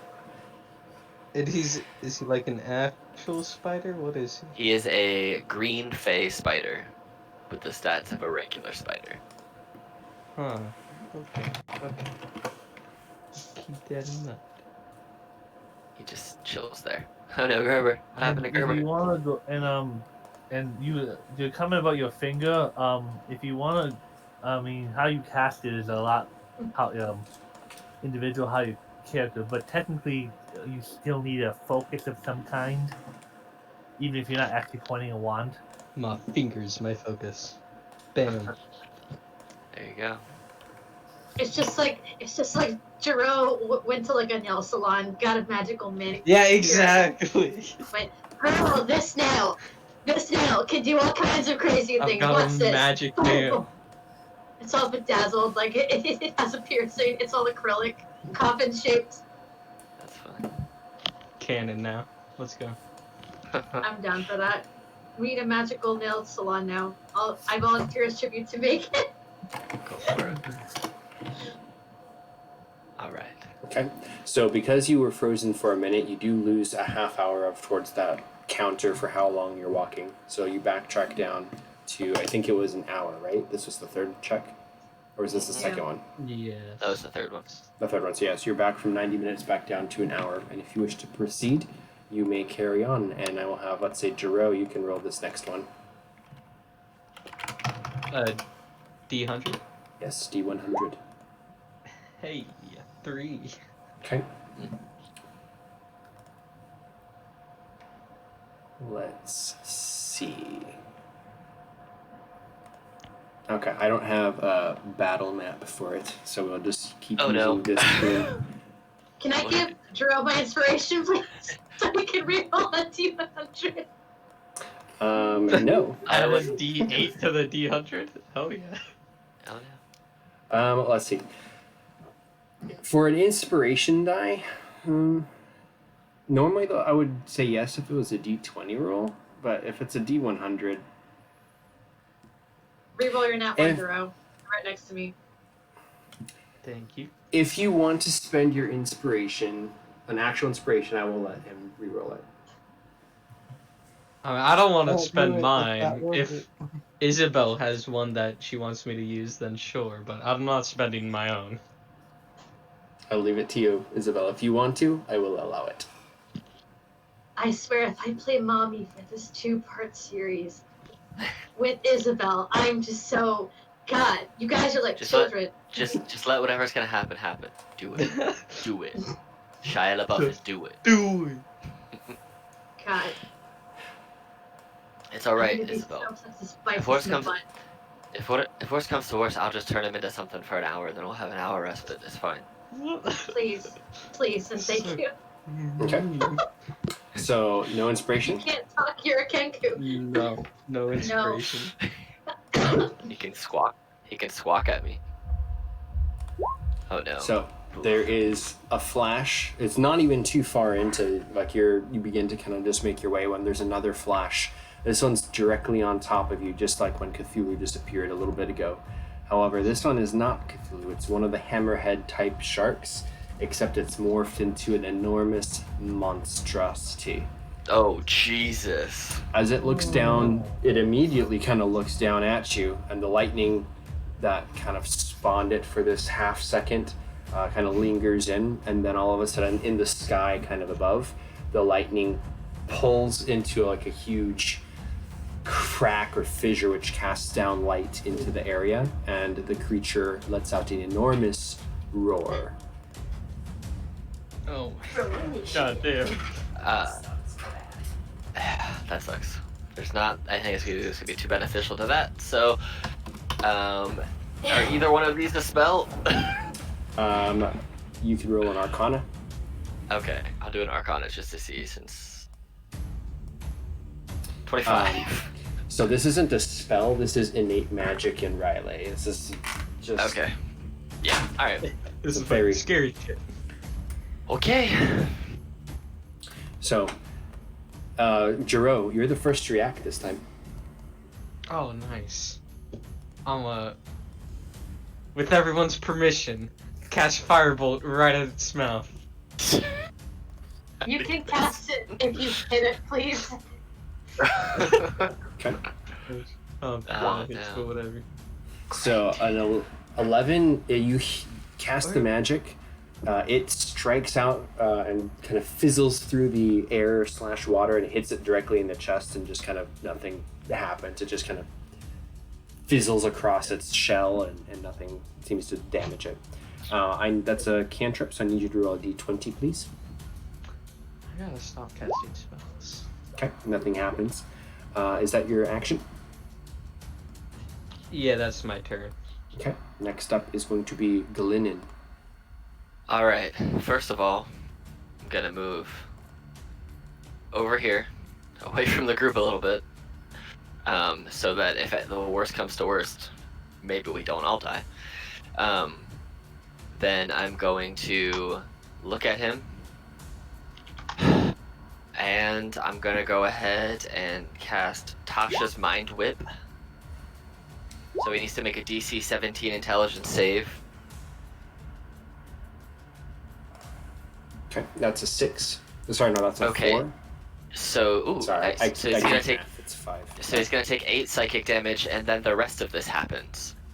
They cannot take a reaction until the end of the next turn, and they have to choose whether they get an action, a bonus action, or a reaction on the next. They get a move action or bonus Okay. action, and that's it.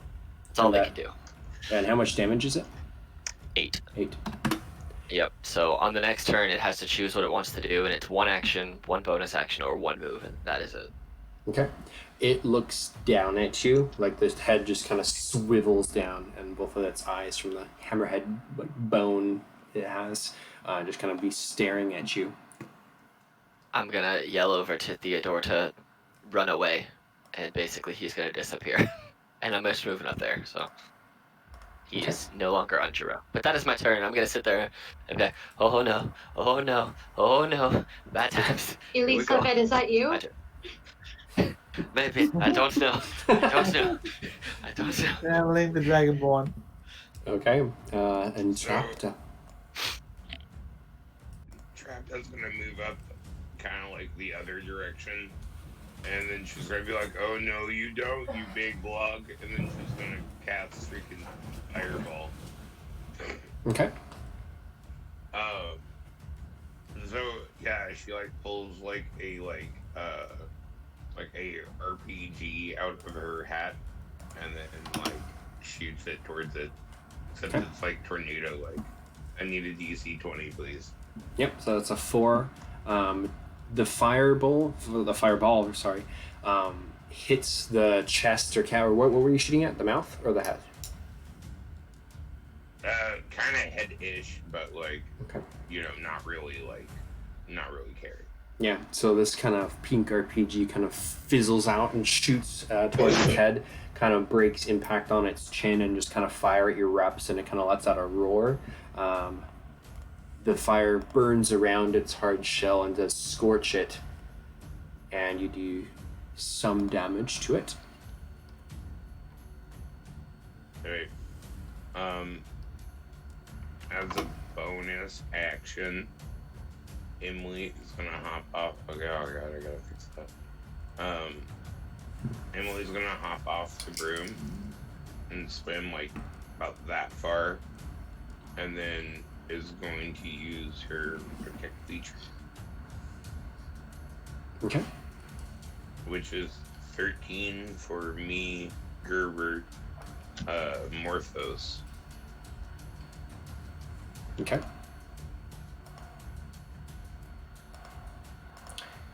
So is that your turn? That would be my turn. Okay. Yes.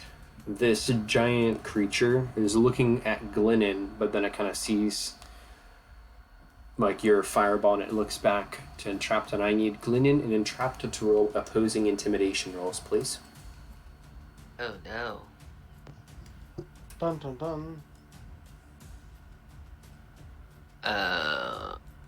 Okay. 19. Okay. Yeah, I mean, I have a +0, so what are you gonna do?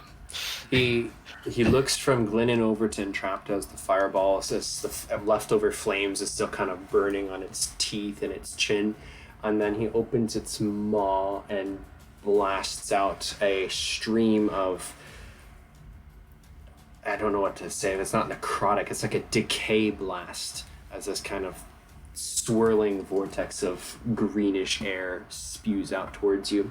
I need you to roll a dexterity saving throw. This a spell. This is not a spell. This is a action. a breath Okay, weapon. I'm gonna go ahead and because I don't know the DC as a character, I would, seeing Entrapta not being able to move as fast, give Entrapta a 14. So your Okay. dice roll is a 14, then you add whatever mod you have on top of that. So Okay, so that'd be 2, so that'd be 15, 16. So Would that pass? that would not pass. It was Um, a 17. I You- could still flash a genius as a reaction. well, I would highly recommend doing that. Then I will do that, sir. Seeing the beam come at me, I will be like, oh shit, and realize I should move out of the way. I also help remind you. I kind of just like appear in your head, like, hey, fucking move, get out the way. Right. Right, I have a flashback of that one time that you put your hand on my shoulder, and I'm like, no, I must live. Yep. So what do you do? Do you just drop flat down or fly? Just try to up or out of its radius? Whew. I just try to move out of the way.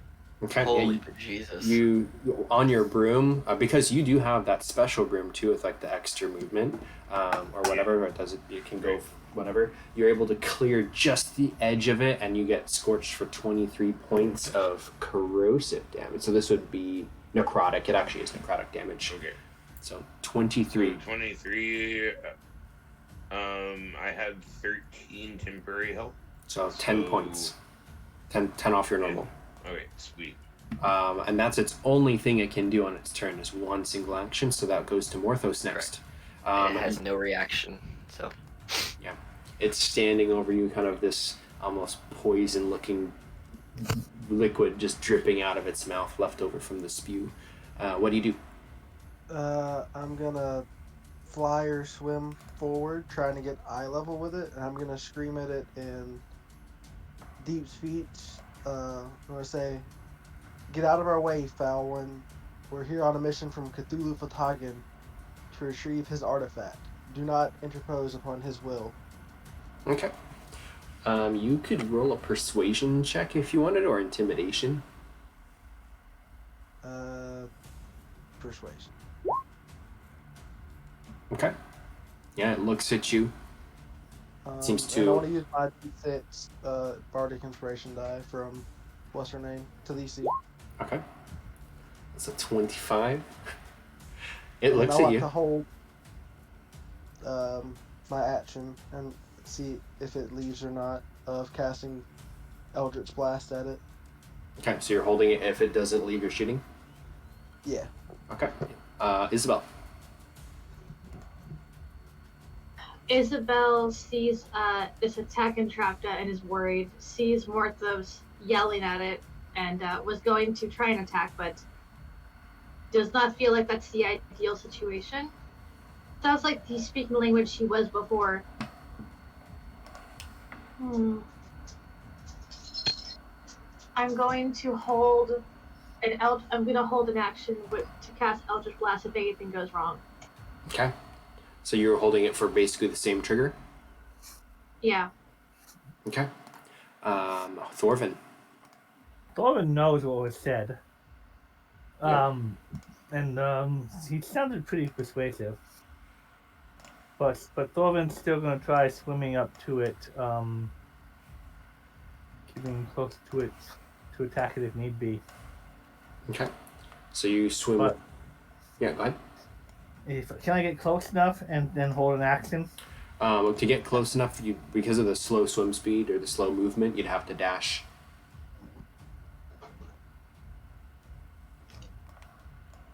Unless, do you have a swim speed now, don't you? Or no? Oh. Does that artifact give me a swim speed, or does it just give me a chance to hold my breath longer? If you want to check on that, if you have a swim speed, the movement is normal for you. I wonder if that got deleted. I have it if you want me to check on my computer. World building was it in? Way back in the old post. I have it on my computer, so I can check real quick. In the meantime, Okay, deep necklace. here we go. In world. Oh, you got it. I've got to open it up from the link in Discord. Attunement slot. Do you know how to read? Hold breath. No, it doesn't give you a swim speed. Oh, okay. Then yeah, you would have to dash. Or you could hold it, just swim halfway and hold an action, and if it moves forwards, you could. Yeah, he'll move up halfway, and if it moves forward to attack, he will help it with his trident. Okay. Jaroe. Okay. Would I be able? Yeah, I'd be able to get there if I dashed. Yes, it's basically 2 movements to get up. Okay, so I'm going to Step of the Wind. So spend a key point for that. And then I'm gonna smack it. And on my first smack, Okay. I'm That gonna use my hits. stunning strike. Okay. So that's a DC 15 con save. And hold on, that is DC. 15. So that's a 8. So fail. He is stunned. Awesome. I think. And then Let me see. Yes, stunned is not immune to. Okay. for my extra, can I do stunning strike on my first attack and then my extra attack gets the advantage? Sure. Actually, with your bonuses, I don't think you're gonna need it, but go ahead. Whoa, what do you know? Nice. So you roll a 1d10 plus 4 plus 10 because you rolled max on the dice. So that's 24 points of bludgeoning. And that's half 25. down. It is magic weapon. So Magic plus weapon. 1. Okay, 25 halved is still going to be 12. Oh. What is... Actually, wait, if it's a magic weapon... Oh, true. No, it actually still is rate resistant. Oh, okay. So, yeah, it's a half down, but as you get up, you stun it. How do you do so? Such a large creature. Ooh. I just swim up to his eye and sort of just poke it, and he's just like covering his eye for the next minute, or next turn. Yeah. Just trying to recover from this devastating strike. Yeah, and from this area, it's not so much that you're swimming, is you basically can just float. Like if you want to move forwards, you can just float forwards. Just fly. Yeah. There's no swimming needed in Riley. So that is your turn. Next up would be Glynnan again. Alright, so I'm going to move myself in a position. I mean, I was fine where I was, but I move myself here, and since he is stunned, means that they, if I recall, automatically fail dex saves because they can't move out the way. Yep. I am going to go ahead and cast Lightning Bolt at 4th level. Okay. Which is an auto fail, which means they're going to take 31 lightning damage to the face. Okay. As it hits this face, the bones all kind of spread the lightning through, and the whole skeleton just kind of flashes and lights up for a moment. He is resistant to lightning. He takes 15 points to damage. Well, that's better than what I immediately thought was about to happen when you said that filled him up. I was like, did I just heal him for 31 points? I was like, no. You just screwed us over. No, this is within your challenge rating abilities. There are things that are lower challenge rating that are healed by lightning. Shambling mounds are really cool because they are healed by lightning. Yeah, that's what I thought was going to happen. All of a sudden, yeah. you see shambling mounds roll out from... No, I'm just kidding. Oh, no. Didn't see that one coming. And... yeah, that is what I will do on my turn. Okay. So, Entrapta.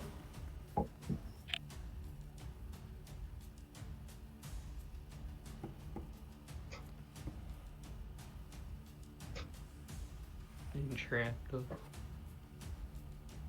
Alright. So, yeah. I'm going to fly over to Emily and, like, pick her up. like on the ground, Mhm. and then like continue moving over to probably about there. And then, like, I'm sure I'm actively observing other party members, like, what? Okay. Yeah, you can see everything like everyone's attack doing. the creature, correct? Yeah, there's this Okay, Kenku that just kind of like floats forwards really fast and then punches it in the eye. Oh yeah. Alright, well, I'm gonna shoot a pink firebolt out of my arcane firearm. Okay. Yeah, Does that a hits. 17 hit? That hits, yes. Okay. You should attack Sweet. again in case shoot Nat. That'll be.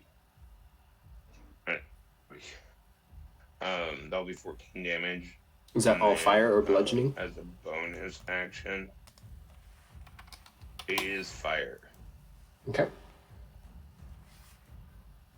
Like magical fire, of course, but yes, fire. Yes. And then as a bonus action, I will do my protect feature. As soon as I can find the command. So anyone within 10 feet of me, so Morthos, which you're good, and me, thank God. So I now have 10 health. Okay. Let's have Isabelle. Would you like to roll a d6 for me, please? I will, but I don't like it because I don't know what's happening. Probably bad. It shifts its head left to right and just kind of waves it in almost like a sweeping motion. Jaroe, you're not affected by this at all. You just kind of float down underneath it, and it lets out a tremendous roar into the air and skips its turn, being stunned. Morthos. Does my Back to held you. action go off since it didn't leave? Nope, it does not leave. Your held action was to shoot it if it attacked, yeah? It was to shoot it if it didn't leave. Okay, then you can shoot it.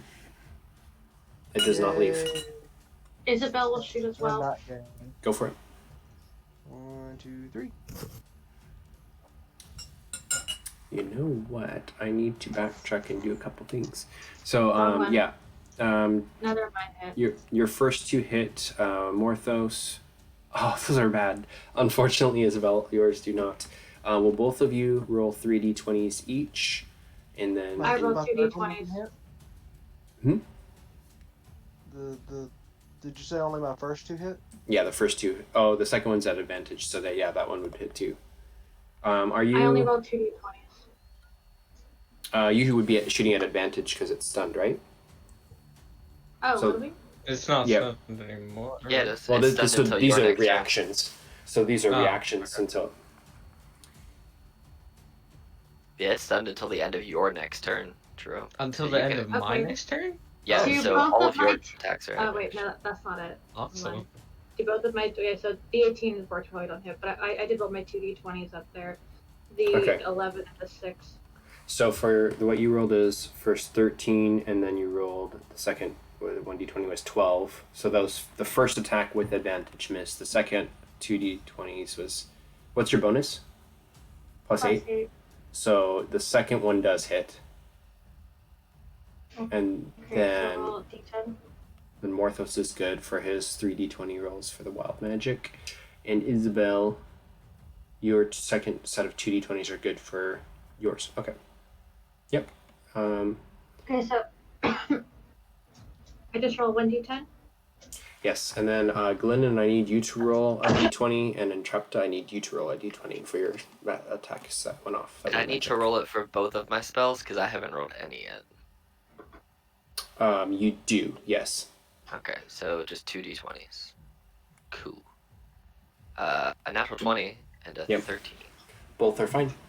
Cool. So that is the held actions. It is now time for me to calculate damage. How much damage did you all do on your attacks? I did too. Mine was 37 total For the most for the recent held attacks. actions. Yeah. Oh. Well, you want the damage for all of the attacks that we did collectively as a group, or just the two? No, just Held for ones. Isabelle's and for Oh. He has resistance to everything. 37 force damage. Mine was Two. 35. Two. You only roll 2? Yeah. Okay, and that's force, so interesting. Okay, so plus 37. Okay, Morthos, it is now your turn. It's still stunned, right? It looks to be, yes. I'm gonna cast Eldritch Blast.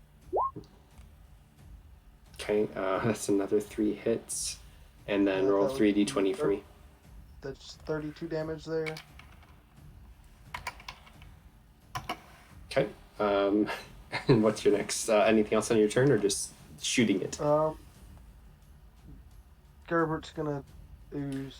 Where did Thorven go in the initiative? Oh, he's 5. Okay. Yeah, I just because they were talking to it and didn't want to. I wanted to hold an action. I didn't do Okay. anything after. Okay, gotcha. Sorry, Morthos, was that your turn or anything else? Gerbert's gonna ooze up to right behind me. Okay. And Isabelle. I'm assuming that's as far as it can get. So. Yeah, Gerbert's slow.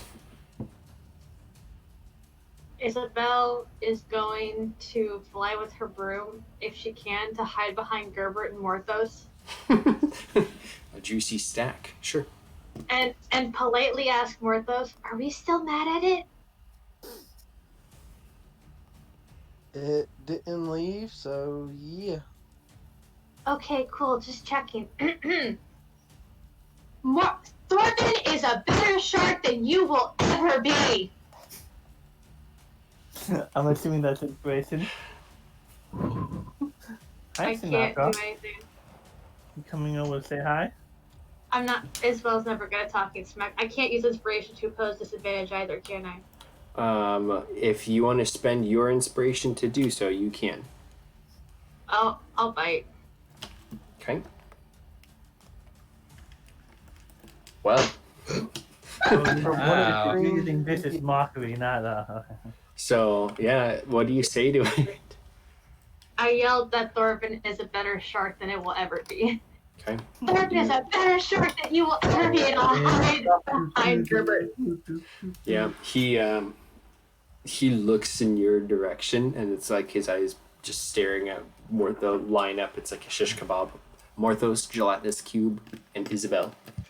You're a jelly sandwich. I'm hiding behind Gerbert.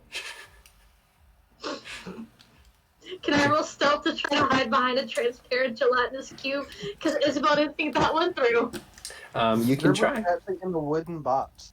Just saying. Oh, that's true. Oh, yeah. So you can roll stealth if you want. Okay. Then if that's your turn, or anything else. I will. You're a heavy hitter, which is why I'm doing this. I'm going to Bardic Inspiration Thorfinn and say, if you don't kill the shark now, you're doing something wrong. You're a better shark than he is. Prove it! And I'm just going to hide behind the giant wagon. Yeah, and Thorfinn would be able to respond immediately. What do you do? So we're no longer talking to this thing. So he is finishing his movement to swim up to it. Mm-hmm. And he will take his trident and stab it into the thing's nose because you hit a stalk in the nose to get it to like stop fighting you. Interesting. We'll put you up here so you can be by the nose. Go ahead and roll an attack. Okay. All right. The attack is a. It's at advantage, remember? Oh, okay. Because it's stunned. Or what? Yeah. That'd be a 23 to hit with the trident. Yes, that will hit. And so the trident does 13 damage. Ooh. Okay. And then I would start spending using a key point to use strike to use my flurry of blows on it. Okay. I think I'm pretty sure. Did you attack twice? You get 2, right? No. You're a level 5 monk, right? Level 6 monk. Yeah, you have 2 attacks then. You get those level 5. Do I need to use a monk weapon for that? No, they're just 2. You get 2 attacks on your action. Oh, okay. Yeah. So I guess I'll stab with my trident again then, and that was a so that was over 20 for the second attack on the trident. I assume that hits, and Yes. there's the other attack of the trident, and then the flurry of blows, which will be there's a 16 hit. A 16 just hits, yes. Okay, and then all right, so 2 flurry of blows hit. So that is a D 2d6 plus 10 for both the flurry of blows, and then that's the unarmed damage. And then he needs to make spending 2 key points, 1 for the 2 flurry and 1 to stunning strike. So he needs to Pain make the a stun. so he needs to make a save DC 13 or be stunned by me. And is that con? I believe it's con. Okay, he passes. Alright. But he's still stunned till the end of Jaroe's turn. Yeah. Oh, you got No. that for us. And do you begin Yeah. to wail on him and punch him in the nose, or with that kind of gap where his nose would be? His head is still kind of like flailing back and forth as he's trying to like regain focus. That sounds like so. It's a full turn for you then to swim up and then do all the 4 attacks. So that would go to Jaroe. I should have done this beforehand, but bonus action raids. Oh, I With would. Is the um flurry of blows? is You can't, because flurry flurry of blows blows is a bonus bonus? action. Oh, you're right. Yeah. Flurry blows is a bonus action. Okay, I'll Yeah. rage next time if need be. Okay. So So that's true. I'm gonna spend my entire turn just smacking it. Okay. Hit. Lightning catcher's talons. That sounds cool. 16 hits, nice. Good to know. So And 17. That'll be like my entire turn. Is that 29 damage? And he is resistant to all of that, so that goes down to Yeah. 14. Oof. Unfortunate. You gonna try stunning him again? He passed by. Nah, unfortunately. I'm not gonna stun him. Okay. Oh. So he shakes his head again, almost like there's a whoosh of, almost like a ripple effect that kind of knocks both Thorven and Jaroe just out of the way enough to where he can move. That's just for flavor, because I don't want you to be like right next to his nose. And then Oh. then Glynnan's turn. Well, shit. The thing, my go-to high power spell is not doing what I wanted it to do, so I'm not going to burn spell slots on that. Oh, that's Sheesh. right. I don't think there's been any spells spent. No. Since. Okay. That Nope. was all monk magic that just Yeah, did all just, that. just punching and punching and punching. Power of the muscle in the beer bottle. Well, you know what? I am gonna go ahead and I will cast Tasha's Mind Whip again at level 2. It is a 90-foot thing, so I'm gonna cast it. So that is a 17 intelligence save. And just to be sure, I'm gonna give it an 11. Okay, yep, that works. Because I don't remember what its mod is, but I'm pretty sure it'll fail now. So, woo, okay, good to know. Good to know. I don't need to waste that, but hey, it works. So, again, they get no reactions until the end of my next turn, and then on their turn, they have to choose action, bonus action, or movement. Okay. It's how you So beat a that's- huge monster. You just take its action economy away, so it can't do shit. Okay. But it only takes 8 damage. When there's 6 of us against it, it's already bad on the action economy. But I don't know why that rolled at 3rd level. It shouldn't have been. So make that 5 damage instead of 8. It should have Okay. only been a 2nd level cast, not a 3rd. I don't know why I did that. Okay, so 5 damage, and if it's 2nd level, please roll a d20. Okay. Boop. 19. Okay, you're good. And I'm going to. How far is it from me to here? Oof, I can't get that far anyway. I don't think I can get. I can get 20 feet because I can move 25. So I'm gonna move about here so that I'm within 10 feet of Entrapta. And Just within the shield range, or just within the protect. range of the shield. Yes, Okay. but I'm basically a little up in the air, so like I'm not right in front of Morthos and Isabelle and the Yeah. and the blob. It's above all them. 3D. That brings us to Entrapta, if that's your turn.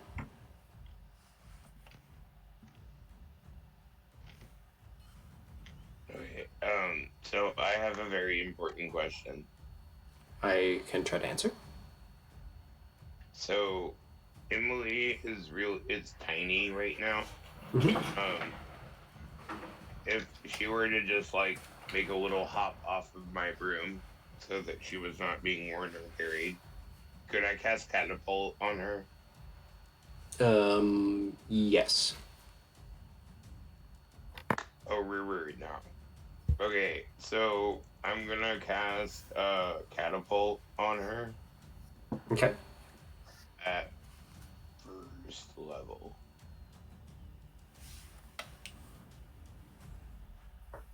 Okay.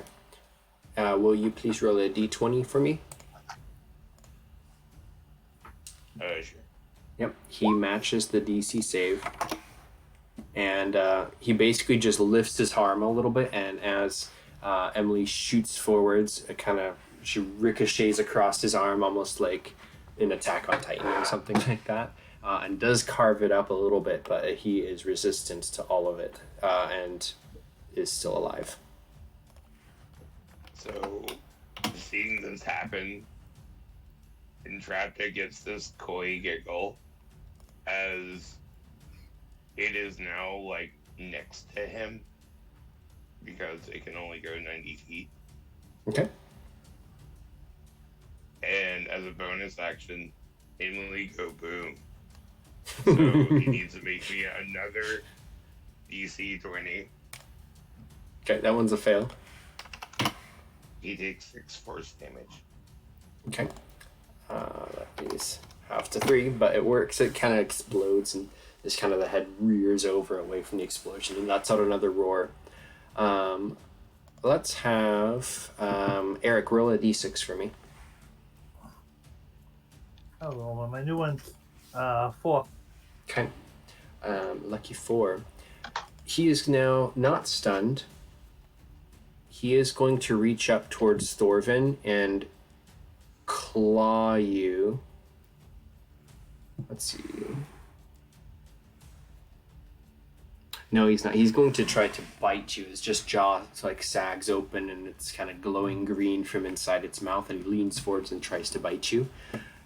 This is going to be 14 to hit. But he didn't do his whole lightning thingy. Or close to thing. 14, presume almost not. less 14. I mean, almost less than 15, sorry. Okay, so you were able to just kind of fly backwards out of the way, or duck under. What do you do? Barbarian. Yeah, you almost like drunken dodge it or something, like lean out of the way.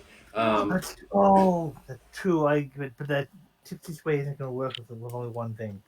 Yeah, he's then going to step forwards. It can't do that. How come? It has because it can only do an action, a bonus action, or a movement on this turn. It had to choose. Oh, it did. So does a multi-attack count as an action? As a single If it's action? under, if the action says multi-attack and you could do like a bite and a claw, that's one it's action. a bite. So It's yes. a bite and claw or a bite and tail. Yeah, so it could do that. It just can't do that and then have a bonus action or move if it chose to do its action. Okay. It just has to do everything So, with mean to well, it sounds like it. Yeah, so it will drop down onto its all fours and swing up at Jaroe with the tail. Wizard man. Tipsy is still there. Tipsy is still there as a target too. It doesn't care about the dog. 24. Damn. Okay. Sorry, man. Would that I hit gotta you? keep the healer alive. Yeah. That. Oh wait! Bonus action cutting words. Bonus action cutting words. Bonus action. Yeah, I'm a bard. on your turn. It's a reaction. I'm going to yell at the. Don't you? Hold on, it cut out. What did she say? Don't you I didn't dare something. Oh no, I hear you talking, but I don't hear anything. Oh no. Can you try jumping out and rejoining? Because I just realized that maybe your armor class isn't actually that high anymore. Oh. Hey man, you could get it down. Cause I mean, I could cast shield myself, but that doesn't help. Can you hear me now? Yes, I can. Yes, perfect. Okay. Discord glitch. It would use up my last Bardic Inspiration die till I can get a short rest in, but I could give you, but I could roll a d10 to try to subtract from the roll. I don't know how high your armor class is though. That's You wanna try? Jaroe, how high is your armor class? It is a 17. Okay. And then I roll a 24, so I'd have to roll at least an 8. Well, he said he has sealed. So between cutting wood and sealed. Then again, we don't know like how hard this thing hits, so I don't know. I don't want to. I saw what it almost did earlier, and I don't want you to get hit. I do have mass cure wounds, but I'm not that much. So I'm gonna just add this to your shield. You gonna do it? Wow. Whoa! Jesus, never mind. Yeah. Wow. That's cutting words. Yeah, now it cut out for me when you were saying the cutting words. What does Isabelle say? I missed it. She says, "I don't think so. I get him first," because she's mad at him for the firebolt earlier. So the tail goes wide as it hears what you're saying and kind of like turns its head to try to see you, but the tail goes wide because of that, and that's a miss, and that's his only turn. And that brings us to Morthos.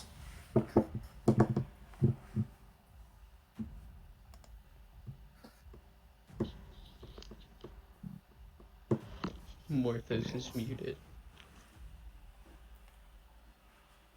I'm not muted. I don't know what you're talking about. What do you do? How damaged does Big Sharp Man look? You could roll a perception check to try to see, or if you wanted to roll nature, I would probably allow that too. It's not baby sock, it's Big Sock Man. Ignore the advantage there. Sorry. Okay.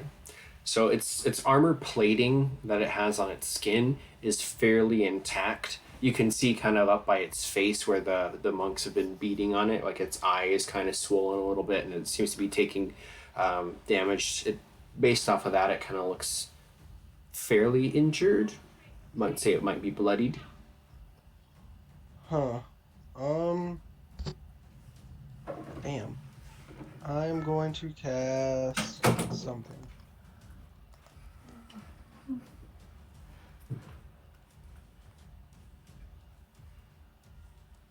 I'm going to cast Synaptic Static.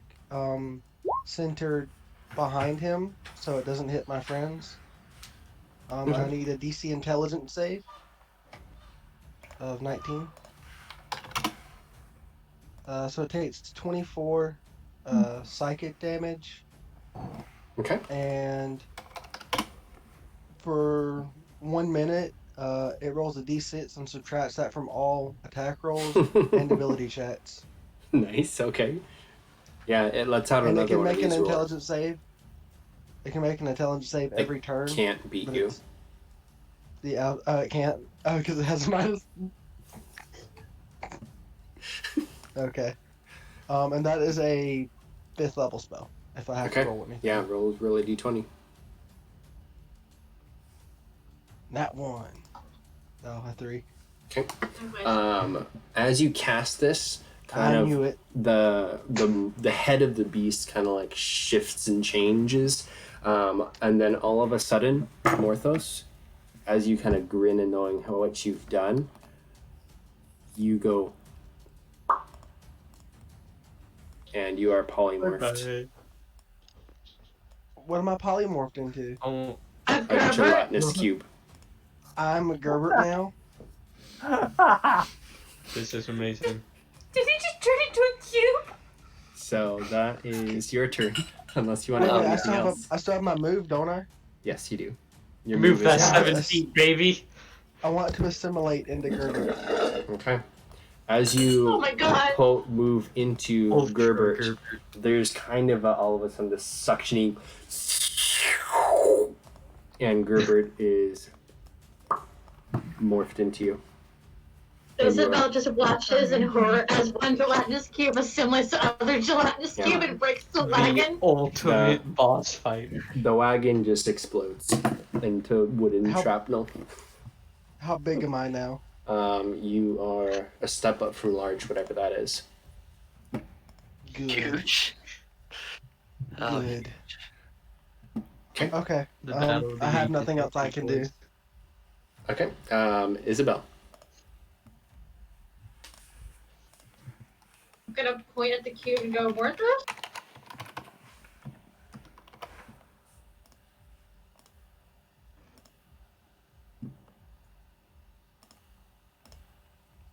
Okay, cool. I'm going to. I'm gonna fly past Morthos and go, excuse me, pardon me.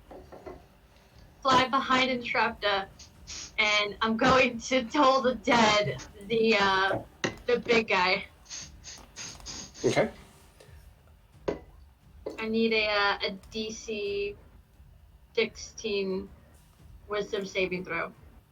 That's gonna be a fail. It's a 3.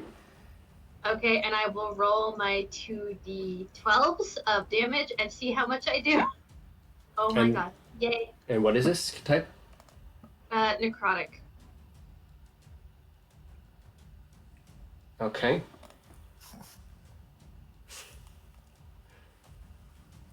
The bells toll. A chip of the armor falls off. Looked like it did as much damage as she expected. It looks fairly unaffected. Oh, damn. That's unfortunate. I should have stuck with Ouch Blast. Oh well. I can't do anything else with my bonus action because I use all my bardic inspiration for this session. Can you post So I the get toll arrested. Can you post the toll the dead spell in the chat for me? Sure. Let me just find it. And then if that would be your turn, then it would be back to Jaroe. Be Well, I Thorven's think you, turn. yeah, you skipped Oh, Thorven. no. Sorry, I skipped Thorven. My apologies. I guess I haven't asked this question before. Can I still use Monk ability spend Kai points when I'm raging? Assuming I can. I think it depends on the way it's worded. I don't see why you wouldn't be able to, unless it's because you're not casting spells as a monk. So Okay. Well, then I'm going to bonus action rage. It's like, there can be only one sock! And then, so he's going to try stabbing it in the nose with the trident, okay, and then spinning on the trident and just kicking it really hard. Assuming I hit, I will try to stun it. okay, So he will. Oh, my trident is. He's not stunned, is he? no, So my trident is critical attack is a critical failure. okay, The attack with my feet is a 24 to hit. okay. That hits. Okay, so that is a d6 plus 5, plus 7 because I'm raging. So kick him for 13 damage and then spend one Kai point to try to stun him. Okay. What's the DC 13, I think he's getting minuses to that from what I heard. is that Can I- for? Oh yeah, Yeah, D6 you have minus. to roll a d6 and take that away from Ooh. his roll. So that's a 10. Alright, he is stunned. Okay, he is stunned for another round. This isn't even our main bad guy. My god. Okay. Anything else? So that's your turn. No, that's all. That's my turn. Then Jaroe would get to go. He's stunned. He is stunned. Yes. Okay. And then if he's stunned, I'm just gonna hit him again. Yeah, if everyone else, basically the whole next turn, if people want to, like, if you're going to attack, prep to do it because he can't really do any responses.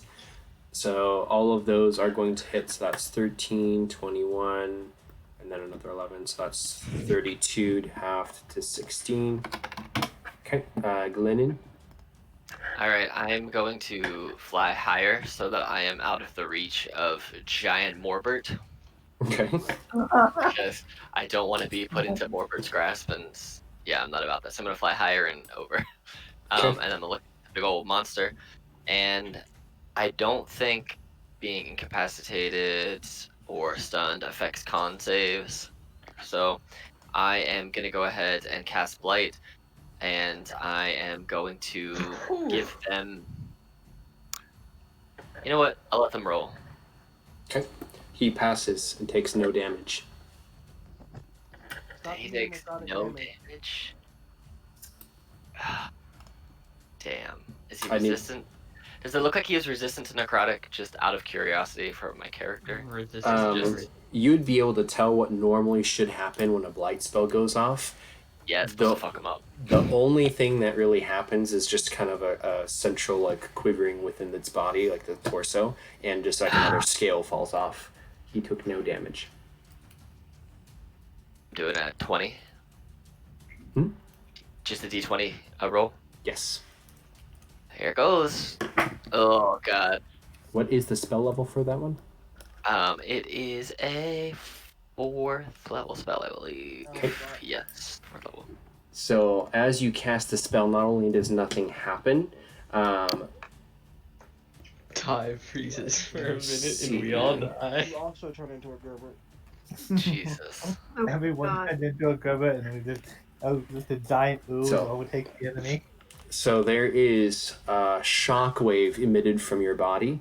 I need, let's see, you flew up. Is Entrapta also up in the air, kind of eye level almost with the beast?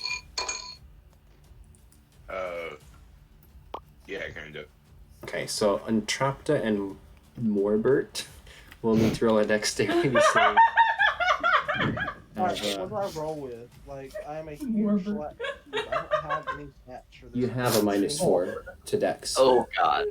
Even as a huge one, my stats don't go up. I Your think you dex need- might actually, your dex be might actually slower. go down. Yeah. That's also a possibility. Okay, so this shockwave goes off for 13 points of just force damage, as and you take it as well as it's sourced from you, as kind of just an explosion of almost a blight itself kind of goes off and reacts through the surrounding area. Everybody takes full damage, 13. Adrian, I don't know my health. Your health is 115, Million. let's say. I don't know. We'll say 115, but let me see if I can find it up.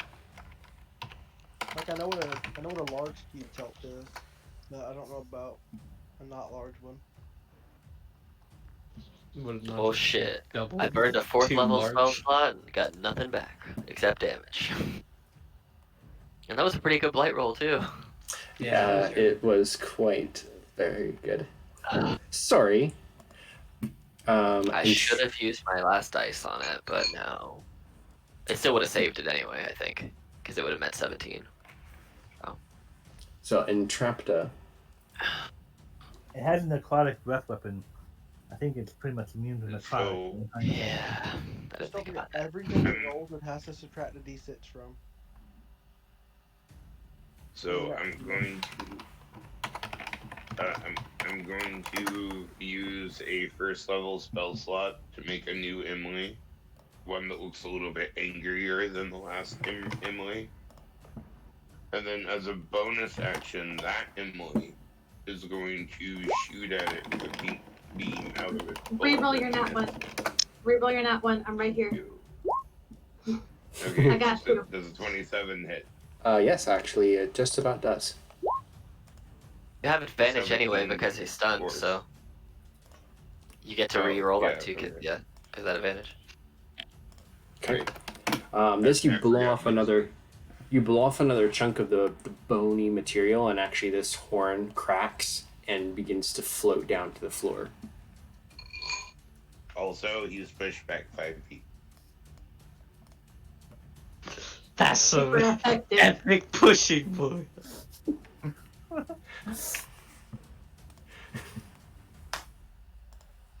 Is that your turn? Or if so, then I need you to roll Yes, your okay. d20. For what? You cast a magical attack, right? This is through. No, Emily uses her own Like, like attack. And Oh, okay. Never mind. I mean, Yeah, if it's not a spell, it's not going to affect. Yeah. So its turn is stunned. Morthos would go next. Come on, Morbert, do something protective.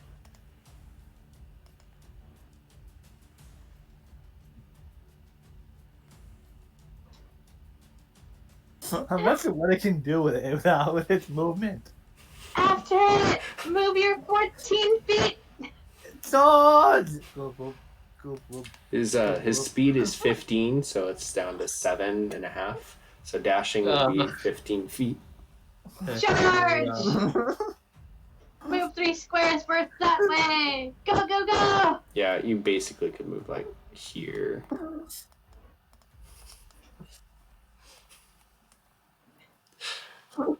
I feel bad because like this would be really funny, but it's just not a good combat to be a gelatinous cube.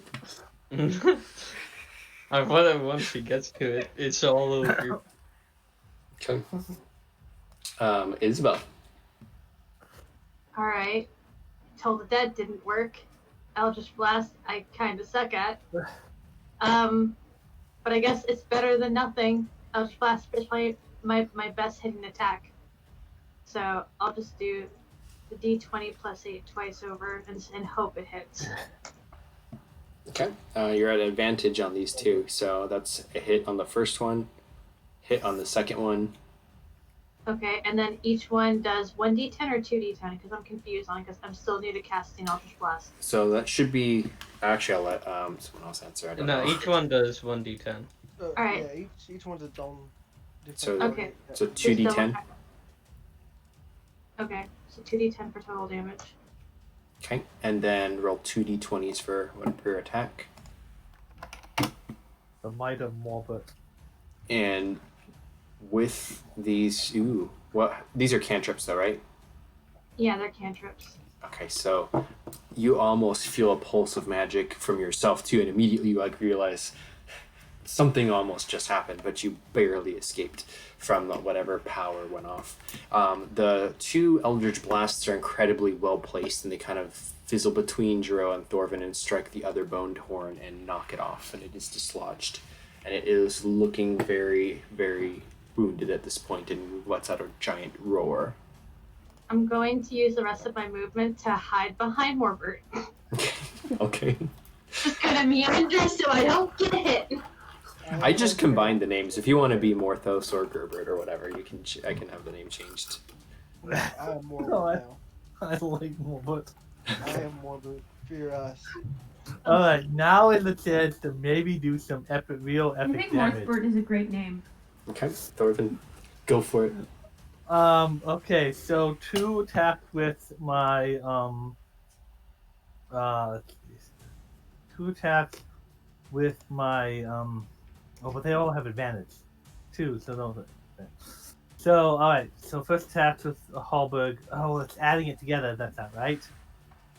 But I imagine a 23 hit. Yes. Okay, and then those hits. So both tridents hit. So both tridents. The damage from the tridents, is only 19.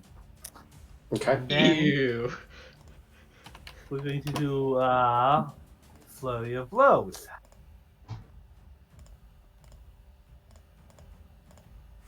The first one, I'm pretty sure there's a 17 hit in the first one, Yes. and a 22 hits on the second one. So d6 plus 2d6 plus 12, and another 19 damage from kicking it. Okay. And I'm down to 1 key point. Oh, and then DC 13 will be stunned, and I'm down Okay. to 1 key point. So describe Thorven. The horn's broken off. It's letting out these roars while stunned. How do you kill it? Hey. He is, takes 1 stab into the nose and just kind of spins around on the trident like pole dancing with just kicking it out, and then he kind of stops, just another stab, spins again, and just like kicks it in the other side of its hammerhead. Okay. And with that, it just lets out a snort and just snot and goo blows out of its nose. Jaroe and Thorven, please roll dexterity saving throws. And if you have No, stats for the doggy, you can do that too. I'm gonna be covered on dexterity saving throw. Yes. And you get advantage on those, I believe, right? As a barbarian, or is that a higher level? Maybe that's level 7 barbarian. I'm thinking. That's like level Don't 3. think so. When I'm Yeah. raging, I think I get advantage on the athletics. No, that's Well, just like an innate. You don't even need to be raging to get advantage on dex saves. Oh, danger sense, I think, is what I'm thinking of. That's a level 2. Yeah. Yeah. Dexterity is 15. Okay. Thorven, you're able to kind of dodge and weave out of the way, and as this snot shoots out of its nose, Jaroe, you are covered with it. Roll a Constitution saving throw. Oh, Oh no. That's the way it's the Interesting. dog too, right? How long do I Okay. get to stay as Gerbert? You I mean, take Morbert. 4 points of damage. The dog is a +5 dexterity. that gets rid of my tempo. The puppy's dex save is 20. Yeah, it escapes. And then the bones of this creature just kind of fall down into the ground, and the fissure of light coming from enough closes, and then the creature goes. So Son of a damage. bitch. I was gonna eat that. I was gonna get another shark fin. The 2 horns that were cracked off do remain on the ground. I'll go grab one. Horn then. Okay, it is a very, very large horn. Is Morbert still a cube? Morbert is still a cube, Okay. at least for the next couple seconds. Oh, a couple seconds, fine. Then Oh, no. what? I'm gonna be a cube for a while. Yeah, Let me cube cube it up. forever. Now that we're out of combat, what are you all doing? Isabelle's going to fly over to Entrapta on her broom and ask her, Entrapta, you got hurt. Do you need healing? I mean, if you would like, I would not mind. I would not be mad. Okay. Jaroe, Well, jump inside of me. Yeah. Isabelle looks at Entrapta and nods and says, "As long as we can get a short rest in, or a long rest in, I'll be fine. I'll be fine healing you. I feel like I'm not the only person that needs to get rest." Great. Hey, I agree. So it's a 24. That should get you where you need to be. Yeah. All right. So she'll hug you and then say she's going to go check on Thorven. And then get over here and yell, "Thorven, are you hurt?" I am full of adrenaline. I killed a giant hammerhead shark. Yes, you are the ultimate shark, Thorven. Don't let it go to your head.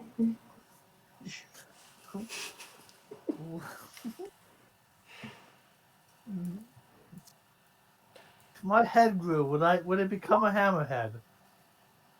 I don't know. It's not anatomically possible. You're a dwarf. You're not part of the Dacia Today family. I doubt it would happen.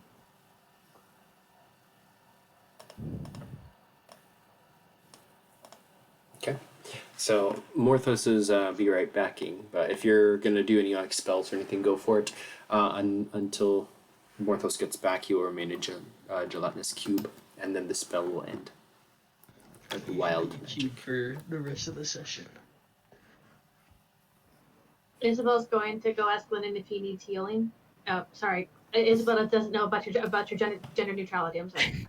You're fine. No, I'm fine. Save your spell. There's no point in wasting it. I'm not that hurt. I mean, I know that magic is a costly resource, and don't waste it on me. I'm okay. All right. I still Trying think to figure out. to. I'm trying to figure out if we should change Morbert back, or if I should just turn Thorven into a shark. I mean, if you turn Thorven into a shark, actually, that might make more sense. In fact, I would throw my hat in the ring to turn Thorven into a shark because I feel like it would help us travel faster. I mean, yeah, but you gotta remember the thing is, If I turn him into a shark, he's gonna be more stupid than he already is. That's, He might you try to know, eat us. Glynnan, I like you. You make sense. You haven't known Thorven as long as I have, so you're not fully cognizant of the brevity of your words. Well, I just don't want to get eaten by a tail when I turn into a shark and get killed by my own magic. That's almost happened before. I turned a I small mean, person into a T-Rex. It was time. that is quite the story I'd love to hear sometime. We should figure out what to do with Morbert and Thorven, and I'm sure Entrapta can take care of herself, and I'm just glad Jaroe didn't fall, because Jaroe was very handy in that battle. Jaroe always seems to come through. Agreed. Okay. So Morbert is made his way floating down to where these two horns are and kind of envelops one of them and starts sucking on it. It's almost as if you're sucking on a popsicle, is kind of how it feels in your form. And it doesn't seem to be like disintegrating very quickly. It's very sturdy. You get the feeling it's not going to actually disintegrate. But it is tasty. You begin to feel the wild magic pulsing almost like you're about to convert back. I want to resist it. I want to stay as Morbert. Okay. Whirl a percentile dice.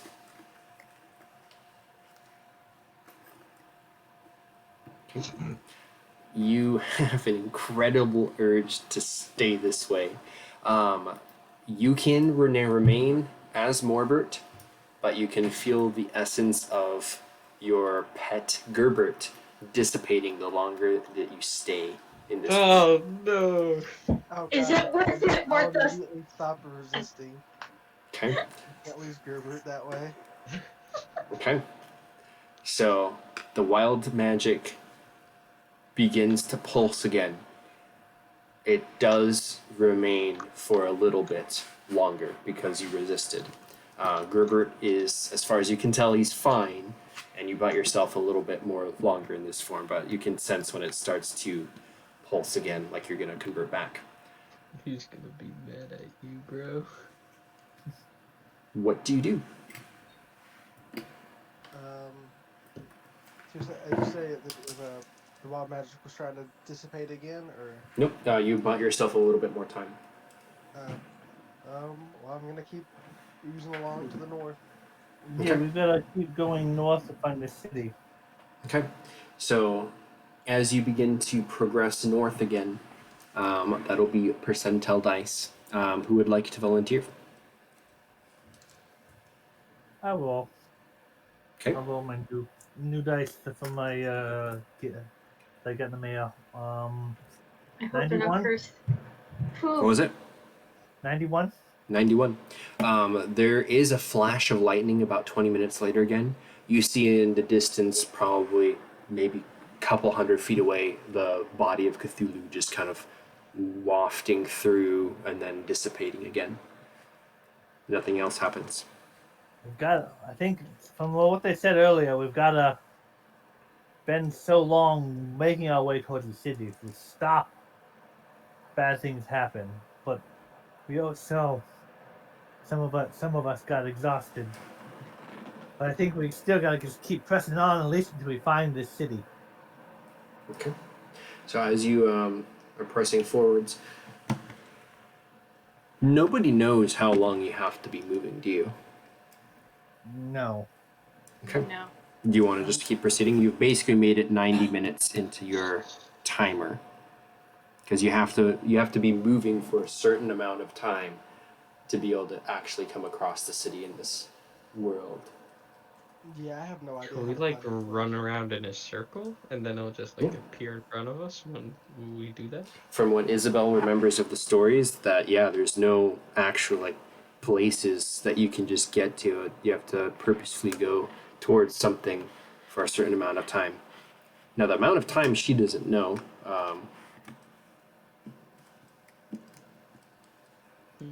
If you want to just keep on keeping on. Yeah, I think we kind of have to. Glynnan, ordinarily I would ask Morthos, but he's currently a cube. Well, So, what do you think the best course of action is? Because from what I remember, we have to move a certain amount of time, but that amount of time is kind of arbitrary. They didn't give numbers, and the story is shocking enough. Entrapta will suggest something in her moment of genius. She will suggest that we walk for 7 minutes and 13 seconds exactly and turn around.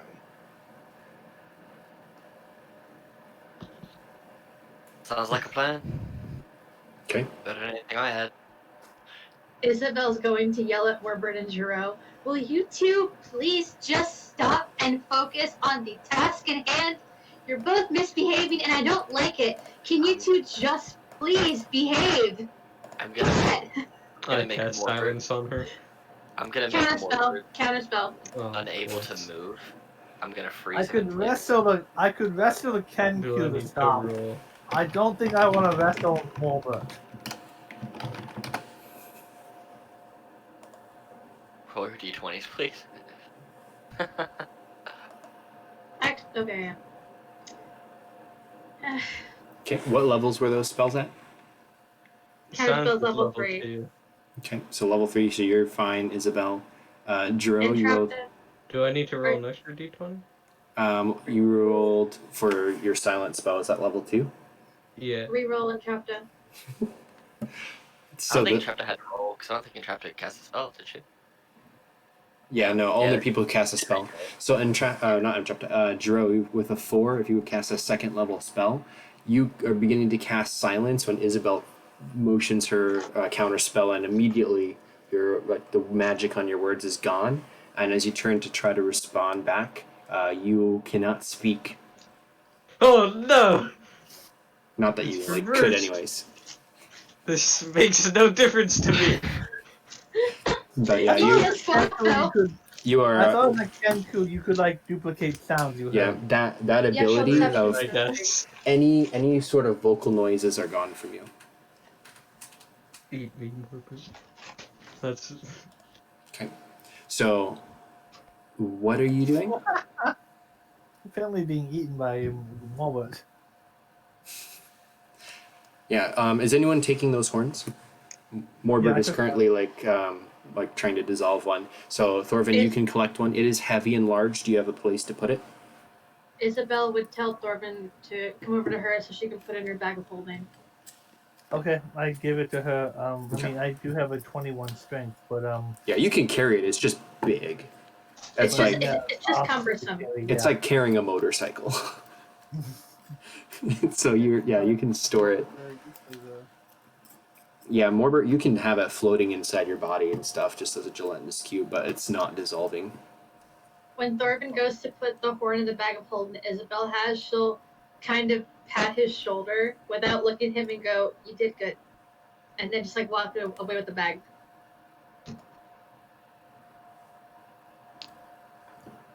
Okay. Doven won't say anything, but he'll smile that she's not hitting him or yelling at him. I'm just gonna get on my broom and do what Entrapta said. Okay. Isabelle will follow Glynnan. Okay.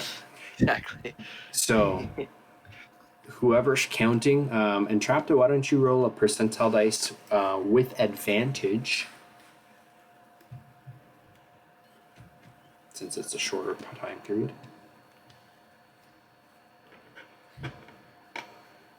Those are both really good. Okay. Count So, exactly how time it is. so as you are moving around, walking just in a circle for 7 minutes, 10 seconds, 11, 12, 13, and all of a sudden there's a rift that just kind of peels back right in front of you. You see the gaze of Cthulhu right in front of you, and a hand scoops all of you up, and you are immediately pulled back through the rift into another portion of Rylai. Cthulhu is gone, and you see yourselves pop into existence, kind of tumbling as if thrown in city streets. And that is where we will end tonight's session. Hey. Damn. We gotta be coming up close on a long job. rest, because I know all of our spells are starting to time out. Good job, Entrapta. Mine. After half spell. Yep. So very, very well done. You defeated a kaiju. that was interesting. You guys did really well against it. It was a Dino Lich restatted. So Monk's OP. I feel like if we didn't manage the action economy on that thing as well as we did, that would have been a really bad time. It could have dealt out quite a bit of damage. Its breath weapon didn't ever recharge. It got limited with what it could do. I think it only hit you guys once. And then the wild magic did more area of effect damage than anything else. I mean, for a second level spell, Tasha's Mind Whip is so good. Yeah. Tasha's Mind Whip and 2 monks throwing stuns on it. Yeah, I don't even care if I roll like shitty damage on that thing if it hits, because it stops you from doing a lot of stuff. I'm so glad that my cutting words did a solid 10 and protected Jaroe from getting hit. Oh, One yeah. of our heavy hitters. We're predominantly a caster group. We can't lose our monks at all. Yeah. I have to tell you guys that Isabelle saved everybody's lives back there by counterspelling Jaroe. Because all of you, I swear, Really? it's like What all would of have you, happened? it's like all of you have the chaotic alignment or something. Am I the only neutral and good person here? Yeah. What would have happened? What would have happened? You can ask Michael, Fox Michael, what happens when you attack Cthulhu. That's back there. Wow. So, I don't think I can convince Cthulhu not to kill us all a second time after some dumbass attacks them. I'm so glad I picked up counterspell for moments like this. yes, that was I would the... use it if you couldn't. You've counterspelled 2 of my spells so far. I mean, I also have counterspell. I have spell I'm not too. going to be casting any spells. Well, I had fun. I hope it didn't kind of drag too much with the combat. The thing had 277 hit points. Yeah. So, and it was like resistant and immune to almost like everything. So, very well done. Congratulations. I had considered, if it was going to do its breath weapon again, I had considered jumping in front of its breath weapon and just pointing my ring into its mouth. I don't know what your ring does. It gives me necrotic resistance. All right. I thought, could I just jump in the path of and just try to block it? Who knows? Just Depends on if you're going to encounter another kaiju. One of my spells gives me the option to choose upper or lower planes, and upper planes gives me immune to necrotic damage. Mm-hmm. And I was like, I might have to do this. Like, I'm not getting Godzilla to death. That ring is made from the diamond from that very first dungeon. Mm-hmm. I'm so glad I got levitate in my ring of spell story, and that way I could just like lift freaking Gerbert out of the water. Just Yeah. I mean, I was going to use telekinesis if you didn't, so we would have got him. Yeah. Teamwork. Well, I'm going to end the recording, and we have this coming Friday. I didn't want to space it out too long because I like to play and get it finished. So Yeah. we will see you all on Friday, and I will end the recording now. See you in the next one.